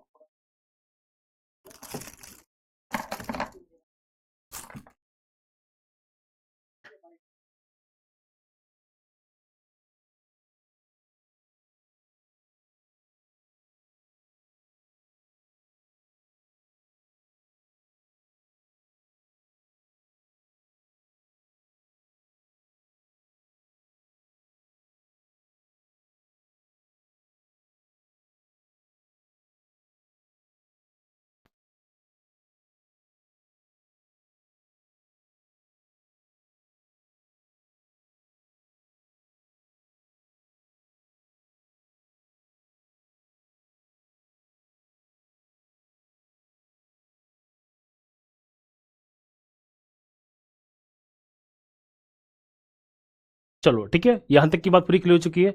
अब देखो ध्यान से, अब यहाँ पे हमारा लेवल कैसे बढ़ेगा भैया, हमारे पास में कुछ कॉन्सेप्ट आते हैं। कौन कौन से? पहला है वेलोसिटी रेशियो का, ये मैं पढ़ाऊंगा। फिर हम वेलोसिटी रेशियो के कुछ क्वेश्चंस करेंगे। वेलोसिटी रेशियो के क्वेश्चंस कराने के बाद मैं आपको बेटा पढ़ाऊंगा गियर रेशियो। फिर मैं पढ़ाऊंगा आपको ट्रेन वैल्यू के बारे में, और उसके बाद मैं कुछ पॉइंट्स बाद में बताऊंगा। ठीक है, देखो सबसे पहले हम यहाँ पे समझते हैं किसके बारे में, गियर ड्राइव के अंदर यहाँ पे वेलोसिटी रेशियो के बारे में। ठीक है, अब मैं कुछ पॉइंट बता रहा हूं बेटा, इसको सुनते चलना प्लीज।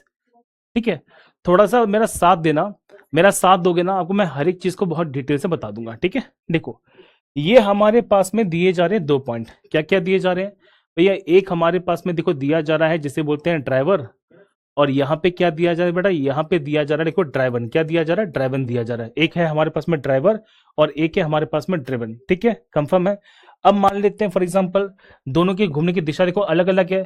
अगर ये क्लॉकवाइज घूमेगा तो ये कैसे घूमेगा बताओ जल्दी से। देखो ये घूमेगा हमारे पास में एंटी क्लॉकवाइज। अगर ये क्लॉकवाइज होगा तो ये कैसे घूमेगा? एंटी क्लॉकवाइज घूमेगा। समझ गए? कोई दिक्कत तो नहीं है। अब देखो पॉइंट समझना ध्यान से। अब आप ये बताओ मुझे कि दोनों की रेडियस भी अलग अलग है। मान लो कि इसकी रेडियस यहाँ पे कितनी दी जा रही है भैया, इसकी रेडियस दी जा रही है देखो R1, तो इसकी रेडियस क्या होगी बताओ? इसकी रेडियस भैया हो जाएगी हमारे पास में R2। दोनों की रेडियस देखो कैसी है, अरे यार देखो दोनों की रेडियस कैसी है हमारे पास में, अलग अलग है। समझ गए छोटी सी बात। अब ये बताओ कि इसमें देखो मिलने वाला यहाँ पे जो दांत है वो है T1, और इसमें मिलने वाले जो दांत है वो है T2। क्या है? दांत क्या हमारे पास में T1 T2 है। देखो तो मैं लिख देता हूं साथियों कि R क्या है भैया हमारे पास में, तो R का मतलब है यहाँ पे सीधे सीधे देखो रेडियस से। यहाँ पे T का मतलब क्या देखो, तो T का मतलब यहाँ पे मिलने वाले दांतों से है जिसे बोलते हैं टीथ। क्या बोलते हैं? टीथ बोलते हैं। आपको जो छोटे छोटे यहाँ पे दांत मिल रहे हैं ना, मैं उसकी बात कर रहा हूँ, टीथ की बात कर रहा हूँ। दिखाई दी आपको? कोई छोटी सी बात है। अब मान लो कि यहाँ पे ना घूमने की स्पीड है, घूमने की स्पीड भी कैसी होगी? अलग अलग होगी। अरे यार एक सेकंड बेटा, क्या समस्या आ रही है? देखो तो घूमने की स्पीड भी देखो अलग अलग होगी। आपको मैं एक चीज बताना चाहता हूं, सुनो ध्यान से। किसकी स्पीड ज्यादा होगी, छोटे वाले की फिर बड़े वाले की? ये बताओ मुझे, किसकी घूमने की स्पीड ज्यादा होगी, छोटे वाले की फिर बड़े वाले की? सर ड्राइवर और ड्राइवर में कौन बड़ा होता है बेटा? कुछ फिक्स नहीं है। देखो ऐसा मैं बताऊं कि कोई बड़ा कोई छोटा नहीं होता। आपको मैं ये बताना चाहता हूं कि जो यहाँ पे पावर को ट्रांसफर करता है साथियों वो बोलते हैं ड्राइवर, और जो यहाँ पे पावर लेते हैं उसे बोलते हैं ड्राइवन। ऐसा बिल्कुल नहीं है कि ड्राइवर का जो शेप होता है वो हमेशा बड़ा बनेगा और ड्राइवन का शेप हमेशा छोटा बनेगा। ठीक है, आप समझ गए? सुनो सुनो सुनो सुनो, मैं आपको बताऊं बेटा, ये हमारे शेप पे डिपेंड नहीं करता, ये कोई भी शेप हो सकता है, इसमें गलती मत करना। ये कोई भी शेप हो सकता है, ये शेप से इंडिपेंडेंट होता है, इस बात को जरा समझो। आपको मैं बताऊं देखो, ये मत बोलना कि ये हमेशा बड़ा ही होता है। इसका मेन काम होता है सिर्फ और सिर्फ पावर का सप्लाई करना, सिर्फ और सिर्फ पावर का सप्लाई करना। बेटा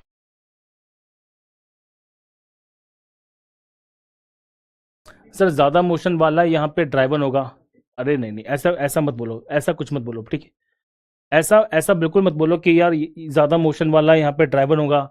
ऐसा ऐसा जिसने भी पढ़ा को पढ़ा दिया ना, उसने बहुत गलत पढ़ा दिया। आपको मैं ये बताना चाहता हूँ। ठीक है, ऐसा मैं बता रहा हूँ। अब देखो होता क्या है, जैसे मान लो एक चीज को जरा समझना।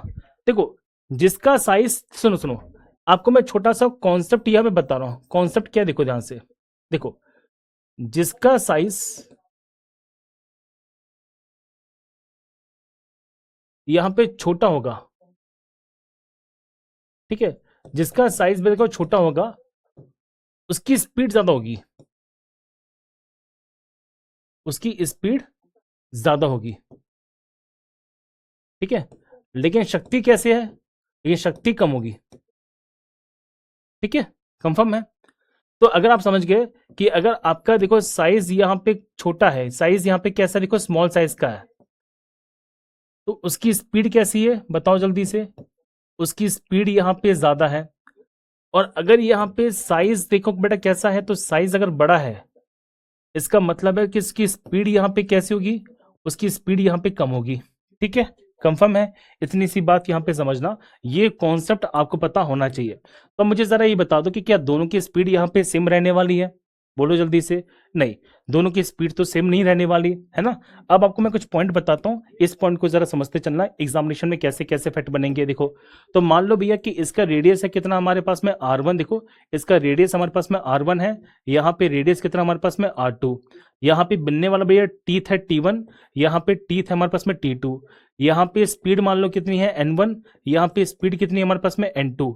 एन का मतलब है साथियों ये नंबर ऑफ रोटेशन जा रहे हैं, देखो ध्यान से। एन का मतलब यहाँ पे क्या साथियों, स्पीड मान लो, सिंपल सी बात है, एन के हमारे पास में स्पीड मान लो। ठीक है, तो ये है हमारे पास में N1, ये N2। अच्छा, यहाँ पे मान लो कि ये है हमारे पास में ओमेगा 1 और ये है साथियों हमारे पास में ओमेगा 2। सर ये ओमेगा क्या होता है, देखो यहाँ पे साथियों ओमेगा को हम बोलते हैं एंगुलर वेलोसिटी। क्या बोलते हैं, एंगुलर वेलोसिटी बोलते हैं। सुनो, तो ओमेगा को क्या कहा जाता है साथियों, तो ओमेगा को बोलते हैं सिंपली भाषा में एंगुलर वेलोसिटी। क्या बोलते हैं, एंगुलर वेलोसिटी बोलते हैं। ठीक है, आपको पता होना चाहिए साथियों ओमेगा की वैल्यू कितनी होती है, तो ओमेगा की वैल्यू बनती है यहाँ पे v इंटू आर, या सॉरी वेलोसिटी क्या होती है हमारे पास में, तो वेलोसिटी का साथियों फॉर्मूला बनता है v equals to r omega. तो वेलोसिटी का साथियों फॉर्मूला बनता है v equals to r omega. ये आप लोगों ने पढ़ा है क्या इससे पहले, आप लोगों ने इससे पहले ये फॉर्मूला पढ़ा है क्या, नहीं पढ़ा तो कोई दिक्कत नहीं है। तो वेलोसिटी का साथी जो फॉर्मूला बनता है वो क्या बनता है हमारे पास में, आर ओमेगा। क्या बनता है, आर ओमेगा बनता है। अब देखो, मान लो कि मुझे नहीं पता कि दोनों की वेलोसिटी कितनी है। मान लो ये हमारे पास v1 है और ये कितना हमारे पास में v2 है, मान लेते हैं, कोई दिक्कत तो नहीं है, समझ गए। अब आप कॉन्सेप्ट को जरा समझने का प्रयास करना ध्यान से, देखो ध्यान से। तो ये हमारे पास v1 है और ये हमारे पास v2 है। ठीक है, v1 है v2 है। अब देखो लॉजिक सी बात है भैया, स्पीड तो चेंज करेगी, इसकी स्पीड ज्यादा होगी, इसकी स्पीड कम होगी, हम ये मान लेते हैं। मान लो मैं एज्यूम कर रहा हूं, देखो एज्यूम करने के लिए बोल रहा है, एज्यूम करने के लिए। ठीक है, एज्यूम कर लो कि v1 की वैल्यू किसके बराबर है साथियों, v2 के बराबर है।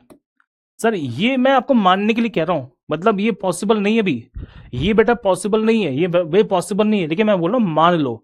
सर कैसे मान सकते हैं, जब इसका साइज, दोनों का साइज यहाँ पे बराबर हो जाएगा, क्योंकि हमारा जो फॉर्मूला है ना वो यहाँ से बनके तैयार हो जाएगा। देखो अब मान लो कि अगर दोनों की वेलोसिटी यहाँ पे सेम हो जाए, क्या हो जाए, सेम हो जाए, तो क्या कहेंगे सर v1 की वैल्यू v2 के बराबर है। इसका मतलब ये देखो r1 ओमेगा 1 की जो वैल्यू होगी, सुनो ध्यान से, देखो r1 ओमेगा 1 की जो वैल्यू होगी वो कहीं ना कहीं r2 ओमेगा 2 की वैल्यू के बराबर हो जाएगी। समझ गए छोटी सी बात। तो मैं लिख सकता हूं, देखो ध्यान से, कि ओमेगा 1 की वैल्यू बटे में ओमेगा 2 ये किसके बराबर है, तो ओमेगा 1 अपन में ओमेगा 2 किसके बराबर है साथियों, तो ये हमारे पास में r2 अपन में r1 हो जाएगा। क्या इतनी सी बात यहाँ पे क्लियर हो गई है, क्या इतनी सी बात यहाँ पे क्लियर है, बोलो जल्दी से सबके सब। क्या ये वाला फॉर्मूला यहाँ पे क्लियर हुआ आपको, बोलो जल्दी से, नहीं हुआ। अब आपको मैं एक बात और बताना चाहता हूँ, देखो ये जो ओमेगा होता है ना बेटा, ओमेगा, इसकी वैल्यू क्या बनती है, इसकी बेटा वैल्यू बनती है 2πn अपॉन यहाँ पे क्या, सुनो ध्यान से, तो इसकी वैल्यू बनती है 2πn अपॉन 60। क्या बनती है, 2πn अपॉन 60 बनती है। जो ओमेगा होता है ना ओमेगा, तो ओमेगा की वैल्यू बनती है 2πn अपॉन 60। अब देखो यहाँ पे अगर मैं ओमेगा 1 करता हूं, सुनना ध्यान से, इस वाले फॉर्मूले के अंदर, इस वाले फॉर्मूले के अंदर सुनना। अब यहीं से हमारे पास में जो क्वेश्चन है वो सबके सब बनके तैयार हो जाएंगे। देखो अगर मान लो कि हमारे पास ओमेगा 1 आता है, तो क्या मैं इसको ऐसे कर सकता हूं, देखो 2πn1 अपॉन में 60। ठीक है, बटे में क्या हो जाएगा हमारे पास में, बटे में होगा देखो हमारे पास में 2πn2 अपॉन में 60। ये किसके बराबर है, तो ये हमारे पास बराबर है किसके, बताओ जल्दी से, तो ये हमारे पास बराबर देखो R2 अपन R1 के। अब ये बताओ इनमें क्या कैंसिल हो जाएगा, तो इसमें से देखो यहाँ पे 2π/60, 2π/60 कैंसिल हो जाएगा। अब ये हमारे पास बचा कि देखो N1 अपन N2, यही तो बचेगा। अरे बोलो ना सबके सब, यही तो बचेगा N1/N2। तो आप ये कह सकते हैं साथियों कि इसकी वैल्यू किसके बराबर हो जाएगी, N1/N2 के बराबर हो जाएगी। बोलो जल्दी से, N1/N2 के बराबर हो जाएगी। क्या इतनी सी बात यहाँ पे क्लियर है? और एक किसके बराबर है साथियों, तो ये बराबर है T2/T1 के बराबर। और ये हमारे पास में जो रेशियो है, इसी रेशियो को हम पढ़ने वाले हैं। ये इतनी सी बात अगर आप समझ गए तो जल्दी से बताओ मुझे कमेंट के अंदर कि भैया हमें ये बात यहाँ पे अच्छी तरह से क्लियर हो चुकी है। तो इसी रिलेशन को लेके साथियों बनता है हमारे पास में क्या, तो हमारे पास बनता है वेलोसिटी रेशियो। क्या बनती है, वेलोसिटी रेशियो बनती है। तो आप यहाँ पे कहेंगे साथियों कि N1/N2 is equal to T2/T1। क्या है, देखो T2/T1 है, ठीक है, क्या है, T2/T1 है। और ये किसके बराबर है साथियों, तो ये हमारे पास में R2/R1 के बराबर है। और अगर मैं R2 की बात करता हूं देखो, तो ये हमारे पास बनेगा बेटा 2D1 2D2 अपॉन यहाँ पे 2D, सॉरी R2/R1 है ना, तो ये हमारे पास रेडियस का डबल होता है। अच्छा ठीक है, रहने दो इतना। तो ये इतनी सी बात यहाँ पे क्लियर है। तो ये वेलोसिटी रेशियो का फॉर्मूला देखिए बन जाता है सीधी सीधे। तो वेलोसिटी रेशियो का बेटा मतलब होता है स्पीड की, देखो चालक की गति बटे में यहाँ पे क्या है, चलित की गति। तो V1/V2 किया है, जैसे मैंने बताया ना साथियों, अगर मान लो कि ये हमारे पास में V1 है और ये हमारे पास में क्या है, V2 है, तो इसका जो रेशियो बनेगा इसे बोलते हैं वेलोसिटी रेशियो। और वेलोसिटी रेशियो की फॉर्मूला हमारे पास ये बनके तैयार होगा। तो इस फॉर्मूले को साथियों मैंने कर दिया है पूरा का पूरा एक्सप्लेन। क्या कर दिया है, एक्सप्लेन कर दिया है। तो प्लीज आप यहाँ पे समझ लो कि N1/N2 की वैल्यू यहाँ पे T2/T1 के बराबर है और यहाँ पे R2/R1 के बराबर है। और ये बन जाएगा साथियों हमारे पास में D2/D1 के बराबर। क्या इतनी सी बात यहाँ पे क्लियर है भैया? D क्या हो जाएगा, तो D हमारे पास में डायमीटर है। और ये साथियों मैंने कर दिया है आपको पूरा का पूरा यहाँ पे एक्सप्लेन। क्या कर दिया है, एक्सप्लेन कर दिया है। अब मैंने क्या बताया साथियों, ये कंडीशन तुम्हारी कब बनेगी, ये कंडीशन बनती है मान लो क्या ये यहां पे प्रैक्टिकली पॉसिबल है? क्या यहाँ पे दोनों की स्पीड बराबर होगी? नहीं भैया, दोनों की स्पीड बराबर तो क्यों नहीं होगी, क्योंकि इसका स्मॉल छोटा साइज है ना, और छोटे स्मॉल जो छोटा साइज होता है उसकी स्पीड क्या होती है, बड़ी होती है। लेकिन मैंने आपको क्या कर दिया यहाँ पे, एक्सप्लेन कर दिया। क्या इतनी सी बात यहाँ पे क्लियर हो गई? अरे बोलो बाबू प्लीज सबके सब, क्या इतनी सी बात यहाँ पे क्लियर है? ये फॉर्मूला कैसे आया, समझ गए? प्लीज सबके सब बताओ, कोई दिक्कत किसी को? तो ये हमारे पास में रेडियस है, ये हमारे पास दांत है, और ये देखो एंगुलर वेलोसिटी की बात यहां पे की जा रही है।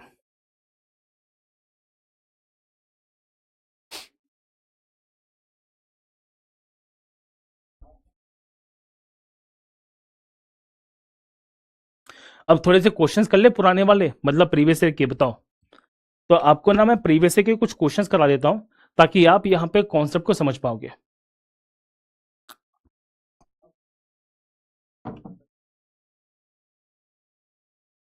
देखो ये क्वेश्चन भी साथियों हमारे एलपी टेक्नीशियन 2019 में पूछा गया क्वेश्चन है। क्या क्वेश्चन है, सुनो ध्यान से।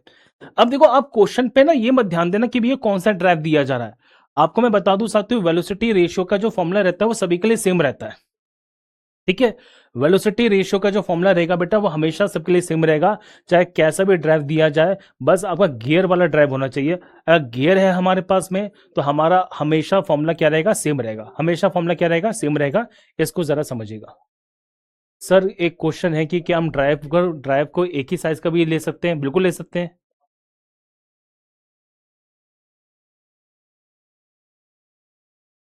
बेटा मैंने पहले ही कहा था ना, देखो मैंने पहले कहा था, एक बच्चा यहाँ पे कमेंट कर रहा है सर, कि प्रतांशु कमेंट कर रहा है कि सर इसके लिए तो यहाँ पे V1 की वैल्यू V2 के बराबर नहीं है। बेटा सही बात है, मैंने कहा था बिल्कुल बराबर नहीं है, बिल्कुल बराबर नहीं है। लेकिन मैंने क्या कहा था, मान लो। मैंने पहले कहा था ना कि एज्यूम कर लो ताकि मुझे फॉर्मूला प्रूव करने में आसानी हो जाएगी। और यही रीजन है साथियों मैंने इसको यहाँ पे मेंशन भी किया हुआ है, ठीक है। मैंने कहा ना साथियों, इसको मैंने मेंशन भी किया है। मैंने जब फॉर्मूला प्रूफ किया था मैंने कहा था कि मान लो, वरना मुझे अलग से फिर इसको बड़ा साइज करना पड़ता। आप समझ गए? बस मैंने मानने के लिए बताया। चलो अब क्वेश्चन देखो ध्यान से, क्वेश्चन क्या दिया गया है। देखो क्या बोल रहा है साथियों कि हमारे पास में ये दिया जा रहा है, देखो 100 mm की ड्राइवर पुली है, देखो ध्यान से। तो 100 mm की यहाँ पे ड्राइवर पुली है जिसकी रोटेशन स्पीड है यहाँ पे 1400 आरपीएम। तो बताओ भैया कि find the diameter of the driven pulley at the 3,500 हम जब बात करेंगे तो क्या हो जाएगा साथियों, तो 3,500 यहाँ पे आरपीएम हो जाएगा, ठीक है। कंफर्म है सारी बातें? मैंने कुछ गड़बड़ कर दी क्या यहाँ पे? देखो आप फॉर्मूले में साथियों ये बोल रहे हैं कि सर यहाँ पे d/2 होना चाहिए। बेटा मैं एक बताऊं सुनो, क्योंकि d/2 कैंसिल हो जाता। देखो एक बच्चा मेरे से कमेंट कर रहा है कि सर आपने यहाँ पे जो r लिखा है ना, तो आप यहाँ पे d/2 करते।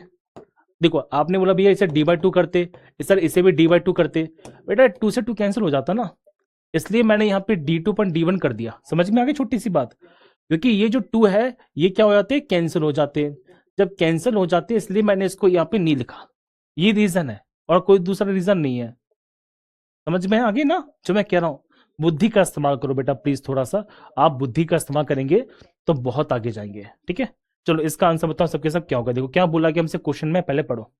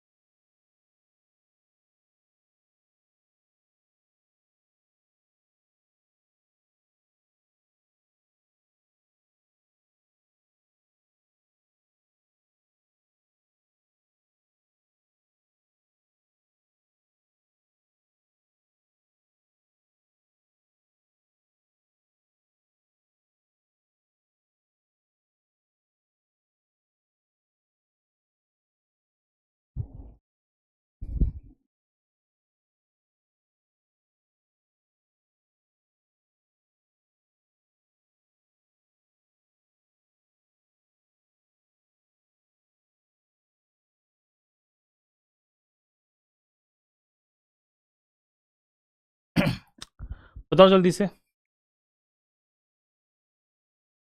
क्या इसका आंसर है। देखो इस क्वेश्चन में सुनना ध्यान से, देखो क्या बोला है कि यहाँ पे हमारे पास में दिया गया, देखो ध्यान से, कि एक ड्राइवर है 100 mm की, ये दिया जा रहा है, देखो ड्राइव दिया जा रहा है। अब देखो यहाँ पे क्या, देखो डायमीटर है, डायमीटर। तो बेटा ये क्वेश्चन जो पूछा गया वो डायमीटर का पूछा गया, रेडियस का नहीं पूछा गया। देखो यहाँ पे d1 कितना बताओ जल्दी से। तो d1 देखो हमारे पास में कितना, देखो 100 mm का है। ठीक है, क्योंकि ड्राइवर को साथियों हमेशा क्या बोलते हैं, d1, क्या बोलते हैं, d1 बोलते हैं। ठीक है, तो यहाँ पे n1 कितना हो जाएगा। तो n1 देखो दिया गया है हमारे पास में 1400 आरपीएम, कितना दिया गया, 1400 आरपीएम दिया गया है। अच्छा हमारे पास में n2 कितना है, तो n2 भैया हमारे पास में 3500 यहाँ पे आरपीएम हो जाएगा। ठीक है, हमें निकालना क्या है, हमें निकालना है d2 की वैल्यू निकालनी है। अब आपको मैं बता चुका हूं, देखो फॉर्मूला क्या होता है वेलोसिटी रेशियो का, बहुत आसान क्वेश्चन देखिए बन जाएगा कि n1 अपॉन में n2 ये किसके बराबर है साथियों। तो आंसर है d2 अपॉन d1 के बराबर है। आप समझ गए, आप समझ गए छोटी सी बात को। देखो क्वेश्चन को, n1 कितना दिया गया है, तो n1 हमारे पास में 1400 है। यहाँ पे कितना देखो दिया गया है 3500, कितना दिया गया है 3500। ये दिया गया देखो हमारे पास में d2 हमें निकालनी है, तो d2 में निकालनी, बट d1 कितना, तो d1 दिया गया 100। देखो अगर आप जरा इसको कैंसिल करोगे ना, तो कैंसिल करने की हम जब कोशिश करेंगे इसको, तो ये बनेगा हमारे पास में देखो कितना, तो ये बनेगा 1400 अपॉन में यहाँ पे 35, ये d2। तो d2 की वैल्यू देखो आएगी हमारे पास में कितनी आएगी बताओ, 40। आप जब सॉल्व करोगे तो इसकी वैल्यू देखिए हमारे पास में आने वाली 40, कितनी आने वाली, 40 आने वाली है। तो 40 इज द राइट आंसर। समझ गए छोटी सी बात को। तो इसका आंसर कितना बनेगा साथियों हमारे पास में, तो आंसर बनेगा हमारे पास में सीधे सीधे, तो आंसर बनेगा हमारे पास में 40। समझ गया ना। देखो मैं एक चीज आपको बताना चाहता हूं कि बच्चे इसमें कंफ्यूज हो सकते हैं कि सर ये n1 n2 किसको लेंगे। देखो मैं आपको बता दूं साथियों कि मैं बता चुका हूं, देखो यहाँ पे जो ड्राइवर होता है, ड्राइवर यही होता है R1 T1 N1 W1। तो हमेशा हम जब भी बात करते हैं ड्राइवर, देखो जब भी यहाँ पे ड्राइवर दिया जाए क्वेश्चन में, ड्राइवर पकड़ो पकड़ो, तो वहां पे साथियों उसकी वैल्यू हमेशा क्या आती है, 1 में आती है। और हमसे जब पूछा जाए किसके बारे में, ड्राइवर के बारे में, तो ड्राइवर को साथियों हमेशा आप कौन सी वैल्यू दो, 2 वैल्यू दो। समझ आ गई छोटी सी बात। आप अगर ये समझ गए तो कभी भी क्वेश्चन को गलत नहीं करोगे। ठीक है, क्योंकि आप में से बहुत से बच्चों ने इसका आंसर यहाँ पे गलत कर दिया था। चलो इस वाले क्वेश्चन का आंसर दो सबके सब। देखो एक मामूली स्पर है, अब यहाँ पे छोड़ सकते हो इस परस्पर को, जो भी है बताओ जल्दी से। क्वेश्चन को पहले सुनना ध्यान से, देखो क्या बोल रहा है ध्यान से। यहाँ पे क्या बोला गया कि एक सिंपल गियर ड्राइव के अंदर देखो क्या बोला गया साथियों, the speed of the driver gear. देखो ड्राइवर गियर है, मतलब हमेशा इसकी वैल्यू किस में निकालेंगे, 1 में निकालेंगे। तो यहाँ पे 24 टीथ है और N1 कितना दिया जा रहा है, 800 आरपीएम दिया जा रहा है। देखो तो यहाँ पे T1 की जो वैल्यू कितनी हो जाएगी हमारे पास में 24, N1 कितना है भैया हमारे पास में, देखो तो आंसर दिया गया 800। ठीक है, हमें निकालना क्या है साथियों, हमें निकालना है यहाँ पे N2 की वैल्यू। ठीक है निकालेंगे। और T2 कितना दिया गया है, तो T2 हमारे पास दिया गया है कितना, बताओ जल्दी से। आंसर है 60। अब आपको मैं फॉर्मूला पढ़ा चुका हूं बहुत ही बढ़िया तरीके से। फॉर्मूला देखो मैंने क्या बताया था कि N1 अपॉन में N2 की जो वैल्यू होती है वो बनती है साथियों T2 अपॉन में T1। ये मैं बता चुका हूं। तो नहीं बताया आपने, अरे कैसे नहीं बताया, देखो ये बताया ना मैंने कि N1 अपन N2 की जो वैल्यू होती है वो T2 अपन T1 के बराबर होती है, जिसे हम क्या बोलते हैं साथियों, टीथ बोलते हैं। आप सॉल्व करोगे इसको, लगा दो। N1 कितना दिया गया, देखो N1 दिया गया हमारे पास में 800 और हमें N2 की वैल्यू यहाँ पे फाइंड करनी है। T2 कितना दिया गया, 60 दिया गया और नीचे देखो ये 24 है ना।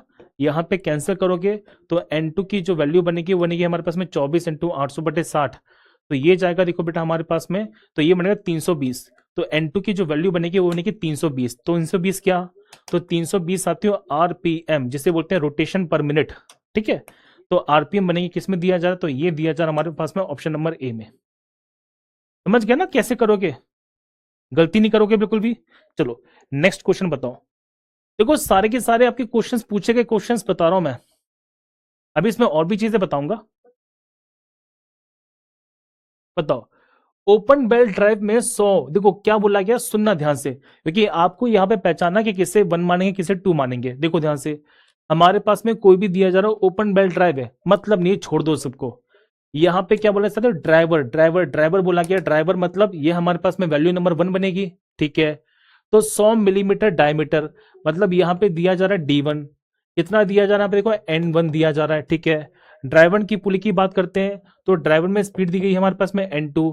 हमें क्या निकालना है, डायमीटर निकालनी है, बस क्वेश्चन खत्म, क्वेश्चन खत्म। यहाँ पे क्वेश्चन को सुनना ध्यान से, देखो D1 कितना है 100, N1 कितना है बताओ जल्दी से, तो 1400। हमें N2 कितना दिया गया है, नहीं अच्छा N2 भी 1400 है, तो भैया D2 कितना आएगा, तो D2 ऑटोमेटिकली 100 आ जाएगा, खत्म। देखो मैं सॉल्व भी नहीं करूंगा इसको, इसको सॉल्व करने की भी जरूरत नहीं है, क्यों, क्योंकि दोनों की भैया हम जब बात करते हैं ना रोटेशन स्पीड सेम है। आप लॉजिक देखो बेटा, सुनो ध्यान से, आप लॉजिक सुना, लॉजिक लॉजिक देखो, लॉजिक क्या है। अगर दोनों की यहाँ पे लॉजिक क्या है शांति, अगर दोनों की घूमने की स्पीड सेम है, इसका मतलब है कि दोनों का जो वेलोसिटी है वो भी सेम है। वेलोसिटी सेम है तो रेडियस भी क्या होगी, सेम होगी। तो डायमीटर भी क्या बनेगा साथियों, सेम बनेगा। क्या इस क्वेश्चन को मुझे सॉल्व करने की जरूरत थी, क्या इस क्वेश्चन को सॉल्व करने की जरूरत थी, बताओ सबके सब। क्यों, क्योंकि यहाँ पे जो वेलोसिटी दी जा रही है वो सेम दी जा रही है और इतना लप्पू सा क्वेश्चन पूछा गया था, तो आंसर यहाँ पे बिना पेन चलाए कितना आ जाएगा हमारे पास में, 100 आ जाएगा। ठीक है, चलो अब इसका आंसर बताओ, जल्दी से बताओ इसका आंसर यहाँ पे क्या होगा। इजी क्वेश्चन है ये, देखो ध्यान से, सिंपल गियर ड्राइव है। यहाँ पे ड्राइवर देखो, ड्राइवर दिया गया, ड्राइवर फिर से पता कर चुका हूं, ड्राइवर है तो ये हमारे पास में 1 हो जाएगा। देखो यहाँ पे T1 कितना है, 30 है। N1 कितना है हमारे पास में, 600 है। हमें निकालना, देखो ये दिया गया हमारे पास में T2, हमें निकालना क्या साथियों, हमें निकालनी है N2 की वैल्यू। आप जानते हैं कि N1 अपॉन में N2 जो होता है वो किसके बराबर होता है साथियों, हमारे पास बनता है T2 अपॉन में T1 के बराबर।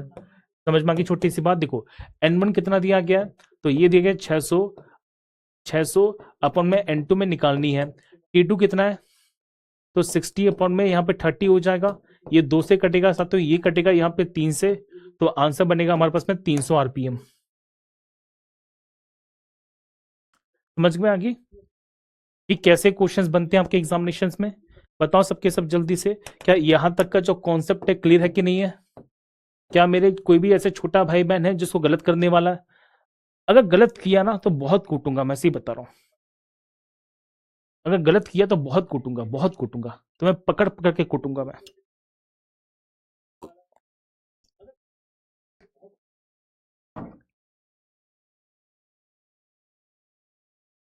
ठीक है, चलो तो हमने ये बात तो समझ ली।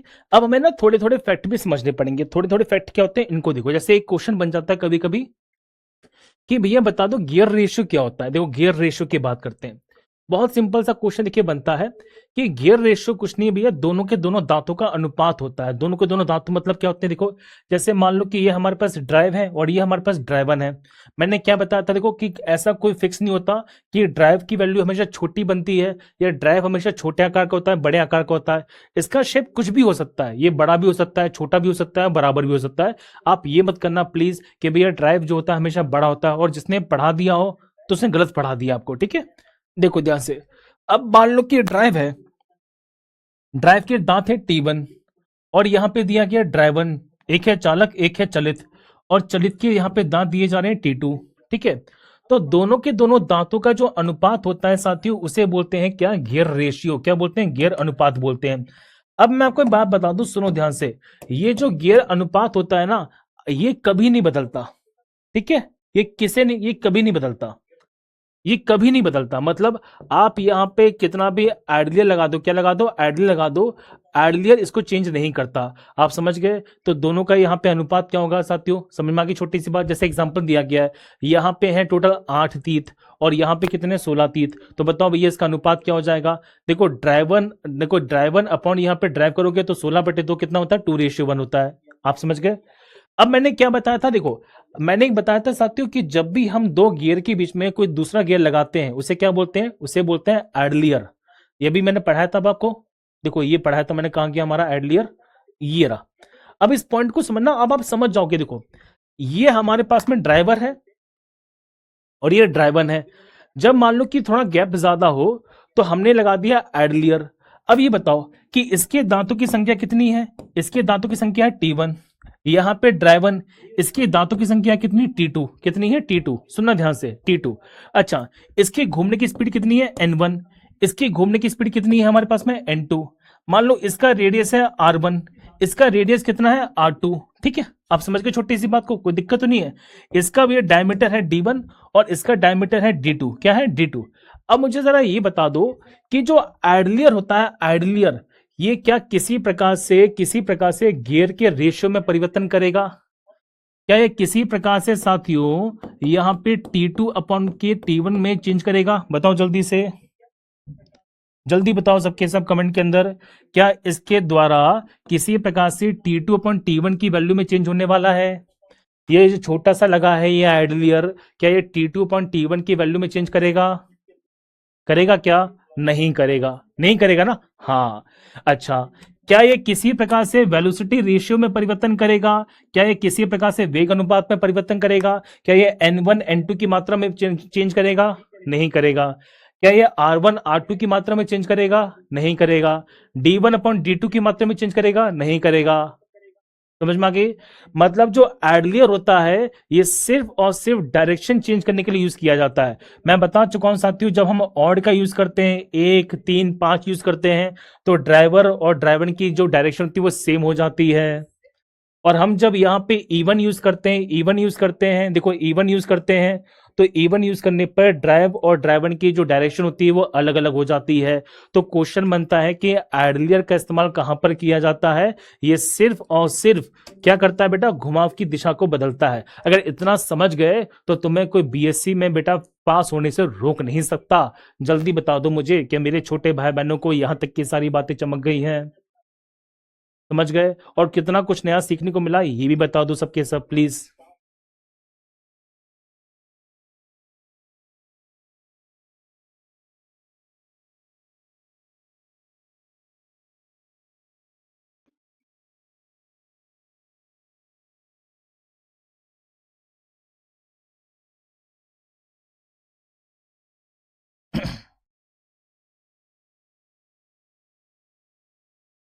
जल्दी बताइए प्लीज सबके सब कमेंट के अंदर।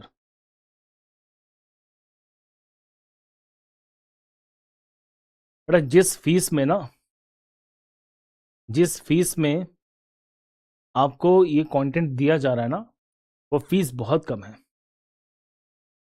और ये आपका कर्तव्य बनता है कि आप अपने दोस्तों को, मित्रों को इस बारे में बताइए कि किस प्रकार से हरीश भैया सिलेक्शन विकी परिवार पर इतना बेहतर से बेहतर कंटेंट दे रहे हैं। क्योंकि मेरा मानना यह है कि हमारे बारे में अच्छा बुरा कहने वाले सिर्फ आप लोग हैं।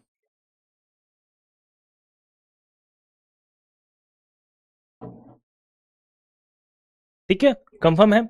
तो मैंने देखो ये सारी की सारी बातें समझा दी आपको, इसमें कोई दिक्कत नहीं आने वाली आपको। अब देखो नेक्स्ट, हमने किसके बारे में पढ़ा? हमने पढ़ा एक गियर वैल्यू के बारे में, जिसे बोलते हैं गियर रेशियो के बारे में। अब गियर रेशियो के बाद साथियों एक होता है जिसे बोलते हैं ट्रेन वैल्यू। ये ट्रेन वैल्यू क्या होती है? बहुत सिंपल सा पॉइंट है, देखो। तो हमने पढ़ा यहाँ पे किसके बारे में? गियर रेशियो के बारे में। ये बनता है T2 upon T1 से। इसी तरह से होता है साथियों जिसे बोलते हैं ट्रेन वैल्यू, जिसको कभी कभी यहाँ पे गियर ट्रेन के नाम से भी जानते हैं। कुछ नहीं है भैया, ये ड्राइवर की स्पीड और यहाँ पे ड्राइवर की स्पीड का अनुपात है।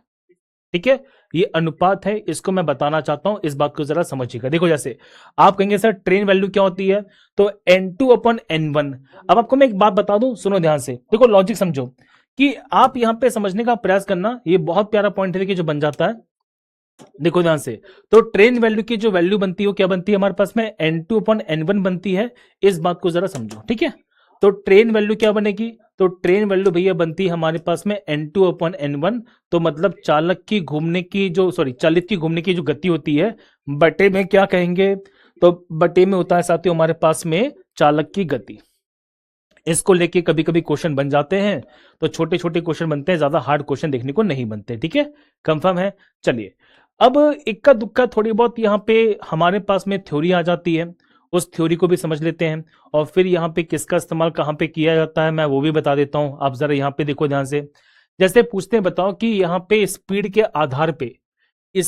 आधार पे हमारे पास में कितने प्रकार के गियर होते हैं। अच्छा, ये बात क्लियर हो चुकी है कि V equals to r omega कैसे बनता है, ये भी मैंने बता दिया। फिर मैंने बताया साथियों कि ओमेगा की वैल्यू कितनी होती है, तो ओमेगा बनता है हमारे पास में 2 पाई आर, ये 2 पाई आर N/60। अब क्योंकि 2 आर को मैं डायमीटर कर सकता हूं, तो यहाँ पे मैंने लिख दिया πD/N/60, है ना। यही चीज मैंने यहाँ पे यूज भी की थी। यार ये वीडियो कैसे डाउन स्टक हो गई, रुको एक मिनट।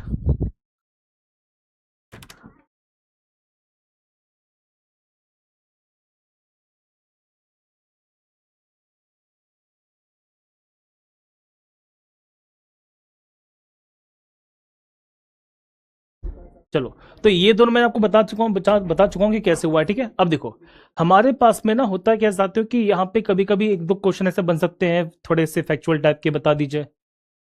आवाज नहीं आ रही? नहीं, चलने दो।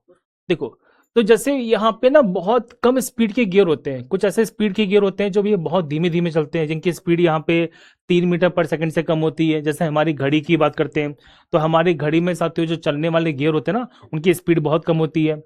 मीडियम के यहाँ पे कुछ गियर होते हैं जिनकी स्पीड मीडियम होती है, जो 3 मीटर पर सेकंड से लेकर 15 मीटर पर सेकंड पे चलते हैं।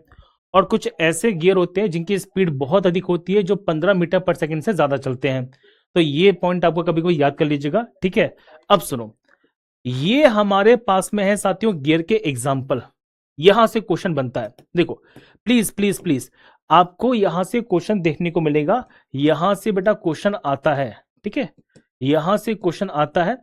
आपको सिर्फ और सिर्फ जो फैक्ट होते हैं उनको जरा समझने हैं। आपको सिर्फ और सिर्फ फैक्ट समझने हैं कि कहां पर किस तरह के गियर का इस्तेमाल है जो किया जाता है, कहाँ पे कैसा गियर होता है, उन गियर की प्रॉपर्टी क्या होती है, उन गियर्स में क्या क्या क्वेश्चंस हैं जो देखने को बन जाते हैं। तो थ्योरी वाली जो टॉपिक्स हैं उनको मैं बता रहा हूँ, देखते चलो। जैसे यहाँ पे गियर होता है बेटा जिसे बोलते हैं स्पर गियर। स्पर गियर देखो, तो स्पर गियर का इस्तेमाल करते हैं यहाँ पे सिंपल, यहाँ पे पावर ट्रांसमिशन के लिए। मतलब जब हमें बहुत ही कम मात्रा में पावर को ट्रांसमिट करना पड़ता है तो हम किसका इस्तेमाल करते हैं? स्पर गियर का इस्तेमाल करते हैं। ये बहुत ही ज्यादा सस्ता होता है, लेकिन इसमें शोर होती है, इसमें इसकी चलने की आवाज आती है। जैसे आपने नोटिस किया होगा, जब घड़ी चलती है तो घड़ी की टिक टिक टिक टिक टिक टिक टिक की आवाज आती है। एक्चुअल में देखा जाए तो घड़ी की आवाज नहीं है, घड़ी के अंदर जो गियर डाला ना, गियर, उसकी आवाज है। तो क्वेश्चन बनता है ये कौन सा गियर है जो ज्यादा मात्रा में आवाज करता है, जिसकी आवाज को सुना जा सकता है? तो आंसर है स्पर गियर। कौन सा स्पर गियर?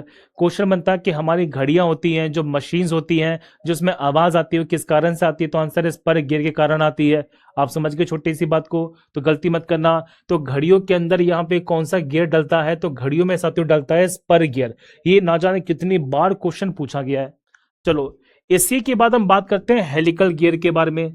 देखो, जब हमें पावर के ट्रांसमिशन को बहुत स्मूथ करना है, मतलब हम चाहते हैं कि बहुत आसानी से पावर ट्रांसफर हो जाए, बहुत आसानी से हो जाए, और यहाँ पे लोड कैपेसिटी कैसे मिले, हाई मिले, मतलब उसमें जो लोड की कैपेसिटी हो, लोड को झेलने की क्षमता जो हो वो ज्यादा अधिक हो, उसमें यूज किया जाता है हेलिकल गियर का।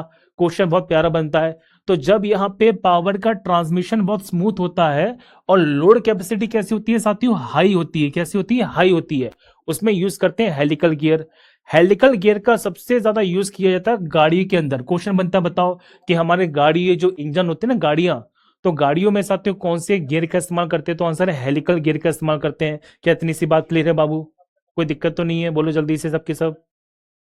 चलो, फिर हम बात करते हैं हेरिंग बॉन्ड के बारे में। देखो, हेरिंग बॉन्ड के बारे में, हेरिंग बॉन्ड की बात करते हैं तो इसमें बहुत हैवी पावर बनती है, बहुत हैवी पावर बनती है। अगर आपसे क्वेश्चन पूछ लिया जाए कि बताइए कि हेरिंग बॉन्ड क्यों यहाँ, तो हेरिंग बॉन्ड का इस्तेमाल करते हैं बहुत हैवी पावर में। हैवी पावर मतलब जो बड़ी बड़ी मशीन्स होती हैं, बड़े बड़े जहाज होते हैं, उसमें कौन से गियर का इस्तेमाल किया जाएगा, हेरिंग बॉन्ड। कौन से, हेरिंग बॉन्ड। देखो, भारी मात्रा में यहाँ पे शक्ति को ट्रांसफर किया जाता है, इसमें भारी मशीन्स होती हैं और यहाँ पे क्या होते हैं, जहाज होते हैं। ठीक है, चलो, फिर यहां से क्वेश्चन बनता है, देखो कहां से, बेवल गियर को लेके। सुनो, बेवल गियर की बात करेंगे, सबसे इंपॉर्टेंट क्वेश्चन यहां से बनता है। देखो, बेवल गियर का बेटा इस्तेमाल करते हैं दिशा में परिवर्तन करने के लिए। मतलब आपको जब दिशा में परिवर्तन करनी होती है, जैसे सीधी भी लगानी है, उल्टी भी लगानी है। जैसे अब आपसे पूछेंगे, बताओ कि हमारे गाड़ियों में साथियों जो रिवर्स गियर आता है ना, हमारी गाड़ियां जो चलती हैं, हमारी गाड़ी में जो रिवर्स गियर डलता है वो कहां से यूज करते हैं, तो आंसर भैया कौन सा, यहाँ पे बेवल गियर है। तो बेवल गियर क्या करता है साथियों, यहाँ पे 90 डिग्री के एंगल पे काम करता है और इससे रिवर्स होती हैं चीजें। रिवर्स मतलब ये दिशा में परिवर्तन करता है, ये उल्टी दिशा में भी जाने में सक्षम होता है। तो ऐसे कुछ क्वेश्चंस हैं जो बन जाते हैं कौन से गियर के बारे में, बीवल गियर के बारे में। बाकी देखो, मैंने आपको बता दिया है, सारे के सारे गियर मैंने बता दिए हैं। इसमें क्वेश्चन जो है वो थोड़े बहुत इंपॉर्टेंट बनते हैं। जैसे पूछेंगे आपसे कि कौन सा गियर होता है साथियों, कौन सा गियर होता है जिसके अंदर हम लिफ्ट में यूज करते हैं, तो लिफ्ट में साथ यूज करते हैं कौन सा गियर, हम यहाँ पे warm wheel gear. Warm wheel gear, ये गियर जो होता है इसे बोलते हैं सेल्फ लॉकिंग गियर। ये अपने आप लॉक हो जाता है ताकि चीजें ना ऊपर जाए ना नीचे जाए। आपने नोटिस किया होगा साथियों, जो लिफ्ट होती है एक पॉइंट तक लॉक हो जाती है, आप उतरते हैं फिर ऊपर जाती है, फिर लॉक हो जाती है, फिर ऊपर जाती है, फिर लॉक हो जाती है, नीचे आती है, फिर लॉक हो जाती है। तो कौन से गियर को साथियों हम लॉकिंग गियर बोलते हैं, लॉक हो जाती है। तो आपसे क्वेश्चंस पूछेंगे, बताओ जल्दी से। तो आंसर है साथियों यहाँ पे वार्म व्हील गियर। ये क्वेश्चन आ चुके हैं इसलिए बता रहा हूं, ठीक है। बाकी मैंने देखो आपको दे दिया है, पढ़ लीजिएगा, वैसे क्वेश्चन बनते नहीं है। 4 गियर बहुत इंपॉर्टेंट है, कौन कौन से, पहला है साथियों वार्म व्हील, फिर दूसरा कौन सा हमारे पास में, बेवल, ठीक है। फिर हम जब बात करते हैं हेरिंगबोन के बारे में, यहां से क्वेश्चन बनते हैं। फिर क्वेश्चन बनता है साथियों हेलिकल को लेके, और फिर क्वेश्चन बनता है स्पर गियर को लेके।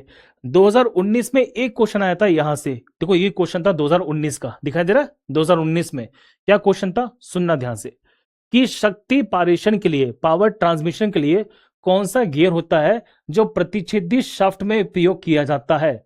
मतलब कौन सा गियर होता है साथियों जिसको हम यूज करते हैं रेसिप्रोकेटिंग शाफ्ट में। देखो, रेसिप्रोकेटिंग का मतलब होता है क्या, सुनो ध्यान से, रेसिप्रोकेटिंग का मतलब होता है डायरेक्शन को बदलना। क्या करना, डायरेक्शन को बदलना, डायरेक्शन को चेंज करना। बोलो जल्दी से। और मैं बता चुका हूं कि रेसिप्रोकेटिंग मतलब अगर आप सीधे जा रहे हैं तो उल्टे हो जाओ, तो रेसिप्रोकेटिंग का मतलब क्या है कि आप डायरेक्शन को चेंज कर दो।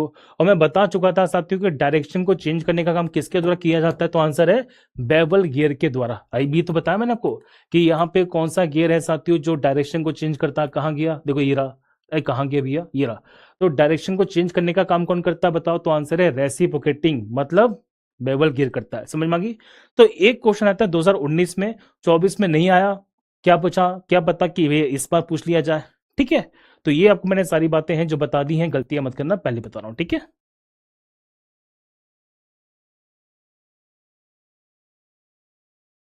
बस 5-10 मिनट की चीज और बची है, फिर खत्म करते हैं इस टॉपिक को। बताओ जल्दी से, 5-10 मिनट की चीजें और बची हैं, फिर हमारे ये जो टॉपिक है खत्म हो जाएगा। देखो बेटा, मैं बताऊं, गियर वाला टॉपिक थोड़ा सा बड़ा टॉपिक है, इंपॉर्टेंट टॉपिक है, और क्लास क्या है थोड़ी सी लंबी हो गई। मतलब मैं सोच रहा था थोड़ी सी छोटी क्लास आएगी, लेकिन क्लास थोड़ी सी लंबी हो गई है। तो बाकी चीज हम नेक्स्ट वाली क्लास में खत्म कर देंगे, लेकिन जो गियर वाला टॉपिक है मैं आज ही खत्म कर दूंगा, ठीक है।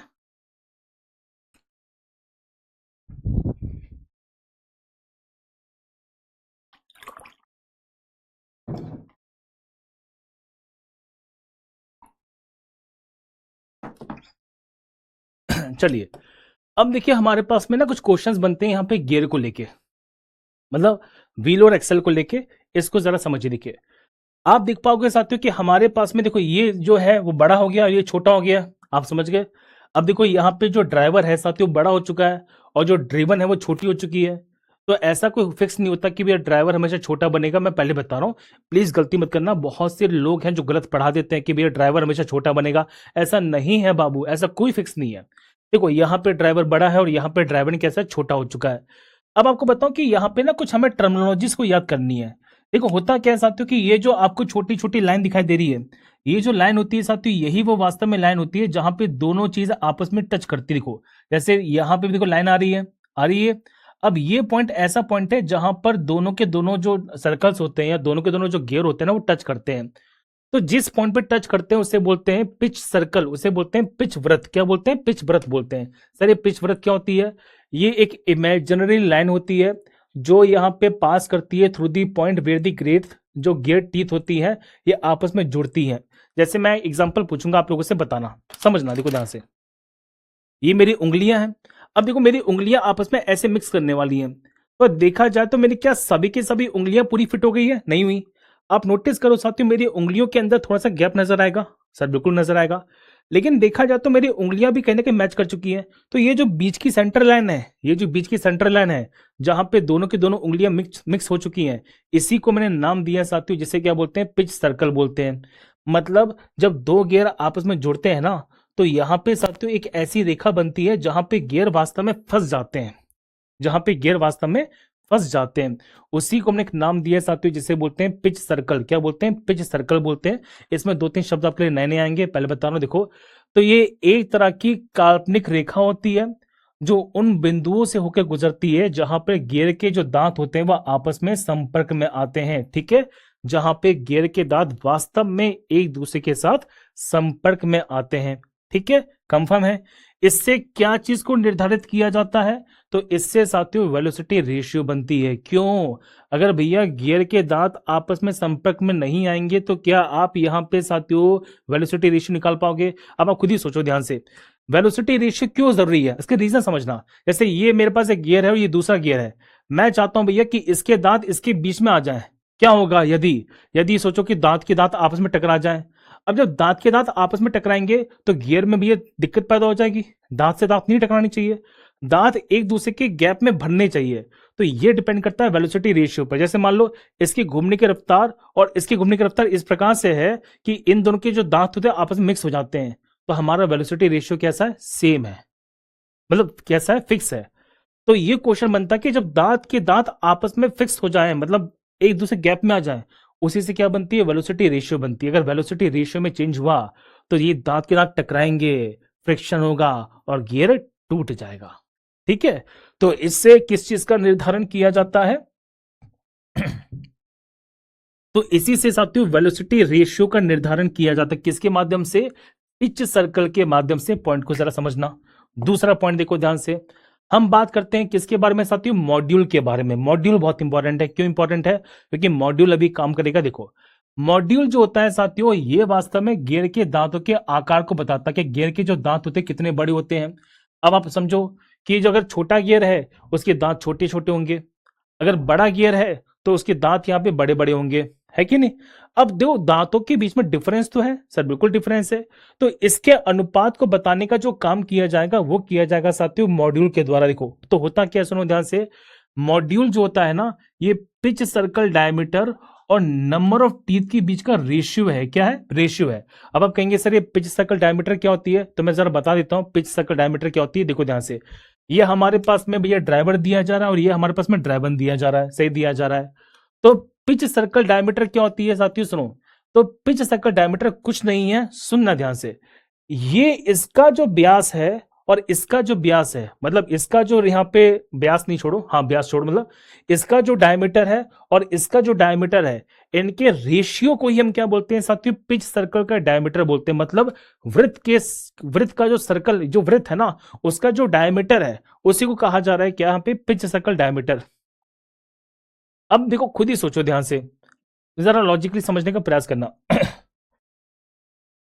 छोड़ो इसको, रहने दो इतना ये मत समझो, रहने दो। तो आप ये समझना ध्यान से कि हमारे पास बनता है मॉड्यूल, तो मॉड्यूल का भी ये सिंपल फॉर्मूला क्या बन जाता है, देखो एम बनता है। एम क्या बनेगा हमारे पास में, पिच सर्कल डायमीटर को किससे रेशियो से करते हैं, नंबर ऑफ टीथ से, उससे क्या बनता है हमारे पास में मॉड्यूल बनता है। मॉड्यूल के बारे में ये कहते हैं साथियों, जिसका मॉड्यूल जितना ज्यादा अधिक होगा उसके दांतों का जो दांतों का जो साइज होगा वो उतना ही ज्यादा बड़ा बन जाएगा, बस इतना सा कहा जाता है इसके अंदर। अब आते हैं नेक्स्ट, ये पॉइंट थोड़ा सा इंपॉर्टेंट है, देखो ये हमारे लिए इंपॉर्टेंट है भैया, ये इंपॉर्टेंट पॉइंट है, इस बात को जरा समझना, ठीक है प्लीज इसको जरा समझ लो। देखो एक होता है साथियों जिसे बोलते हैं एडेंडम, क्या बोलते हैं, एडेंडम बोलते हैं। सर एडेंडम क्या होती है, देखो ये जो लाइन आपकी जा रही बेटा इसको बोलते हैं पिच सर्कल डायमीटर, दिखाई दे रहा, इसको हमने नाम दिया है पीसीडी, क्या बोलते हैं पीसीडी, इसे बोलते हैं पिच सर्कल डायमीटर। अब पिच सर्कल डायमीटर के ऊपर के दांत देखिए, तो ये जो ऊपर के दांत का पार्ट है साथियों, इसी को हम बोलते हैं एडेंडम, क्या बोलते हैं, एडेंडम बोलते हैं। मतलब कि पिच वृत्त के ऊपर की जो दांत की ऊंचाई होती है उसे क्या बोलते हैं, एडेंडम बोलते हैं, ठीक है कंफर्म है। और इसको शो करते हैं किससे, एम से, सिर्फ किससे शो किया जाता है, तो इसको शो करते हैं सिर्फ और सिर्फ यहाँ पे एम के माध्यम से। एक होता है जिसे बोलते हैं डेडेंडम, क्या बोलते हैं, डेडेंडम बोलते हैं। सर डेडेंडम क्या होती है, देखो जैसे मैं बता चुका हूं ये पिच सर्कल डायमीटर है। अब पिच सर्कल डायमीटर के नीचे के जो दांत होते हैं, देखो दांत के नीचे का जो पार्ट है, ये जो पार्ट है साथियों, इसको क्या बोलते हैं, इसको बोलते हैं डेडेंडम, क्या बोलते हैं, डेडेंडम बोलते हैं। जो डेडेंडम होती है उसकी वैल्यू फिक्स होती है, कितनी होती है बताओ, उसकी वैल्यू होती है साथियों 1.25 एम, जिसमें एम क्या है हमारे पास में, तो एम का मतलब है साथियों मॉड्यूल, क्या नाम है, मॉड्यूल है। ये एम का मतलब मिलीमीटर नहीं है, एम का मतलब मीटर नहीं है, तो यहाँ पे एम का मतलब किससे है, तो इसमें एम का मतलब है साथियों मॉड्यूल से, किससे, मॉड्यूल से। बस इतना सा पॉइंट समझ लो। तो डेडेंडम कितना होता है, तो वो था हमारे पास में 1.25 एम, कितना होता है कि एम का यहाँ पे 1.25 होगा, सवा एम होगा। अब आते हैं मेन मुद्दे पर कि भैया बताओ कि टोटल दांत की ऊंचाई कितनी हो जाएगी। देखो तो दांत की ऊंचाई जो होती है वो यहाँ पे एडेंडम और डेडेंडम दोनों से मिलकर बनेगी, यही तो हमारे पास दांत की ऊंचाई है। तो दांत की ऊंचाई होती है साथियों एडेंडम प्लस डेडेंडम को मिलाकर, एडेंडम होता है 1, डेडेंडम होता है 1.25, तो टोटल दांत की ऊंचाई होनी चाहिए 2.25 एम। ये क्वेश्चन बहुत बार रिपीट हुआ है। तो दांत की ऊंचाई कितनी होनी चाहिए साथियों, तो दांत की ऊंचाई होनी चाहिए कितनी हमारे पास में 2.25। और क्वेश्चन बनता है दांतों में क्लियरेंस कितना होना चाहिए, तो दांतों में साथियों जो क्लियरेंस होना चाहिए, दांतों में जो क्लियरेंस होना चाहिए वो दोनों में माइनस करोगे, तो डेडेंडम में से जब एडेंडम माइनस कर दोगे 1.25 में से जब 1 को माइनस करोगे तो कितना बचेगा साथियों 0.25 एम बचेगा। और ना जाने कितनी बार ये क्वेश्चन एज इट इज यहाँ पे रिपीट हुआ है, समझ में आ गई, छोटी सी बात है। और यहाँ पे साथियों हमारा जो गियर होता है वो हो जाता है खत्म, मतलब हमारा साथियों जो व्हील और एक्सल था, सुनो ध्यान से, हमारे पास में जो व्हील और एक्सल था वो हो चुका है यहाँ पे खत्म। मतलब अब इससे बाहर क्वेश्चन नहीं जाएगा, इससे बाहर फैक्ट नहीं जाएगा। आपको इतने सारी बातें मैंने समझा दी, इतने सारे कंसेप्ट समझा दिए, अब इससे बाहर मैं नहीं मानता भैया कोई भी कॉन्सेप्ट आपसे पूछने वाला है। और मैं उम्मीद करता हूँ कि आपको ये सब बातें अच्छी तरह से क्लियर हो चुकी होंगी, आपको इतने सारे फैक्ट मैंने यहाँ पे समझा दिए हैं, ठीक है। अब देखो बेटा एक क्लास में और लूंगा इसके बारे में, वैसे मुझे लगता था मैं आज इसमें ज्यादा करा दूंगा लेकिन मैं ज्यादा नहीं करा पाया, कोई दिक्कत वाली बात नहीं है। मैं एक क्लास और लूंगा और एक क्लास के अंदर आपका ये जो सिंपल मशीन है खत्म हो जाएगा, ठीक है। तो हम अब क्या करेंगे साथियों कि नेक्स्ट क्लास के अंदर मैं आपको देखो यहाँ पे पुली के बारे में समझा दूंगा, वेजेस के बारे में समझा दूंगा, स्क्रू के बारे में समझा दूंगा और इंक्लाइंड प्लेन के बारे में समझा दूंगा। और नेक्स्ट क्लास के अंदर हमारी जो टॉपिक है ये हो जाएगा खत्म, ठीक है। हमारा साथियों ये जो टॉपिक है हो जाएगा खत्म।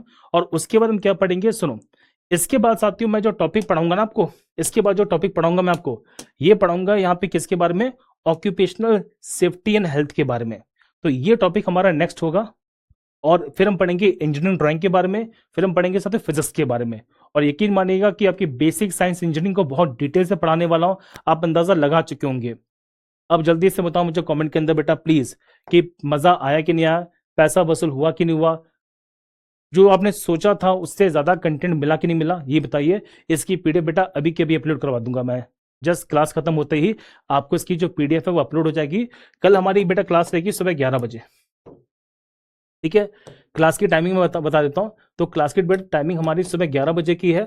आज क्या हुआ था कि मैं थोड़ा सा, मैं नहीं कह सकते, थोड़ा सा डिस्टर्बेंस था भैया, मतलब हमारे आसपास के क्षेत्र में, तो क्लास इसलिए मैं थोड़ी सी लेट ले रहा था, ठीक है।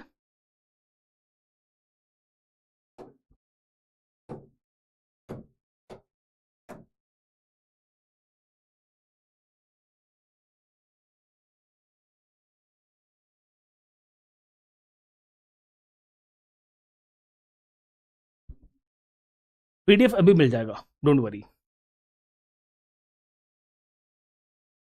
ठीक है, तो मिलते हैं बेटा नेक्स्ट क्लास के अंदर। लव यू और टेक केयर, बाय बाय।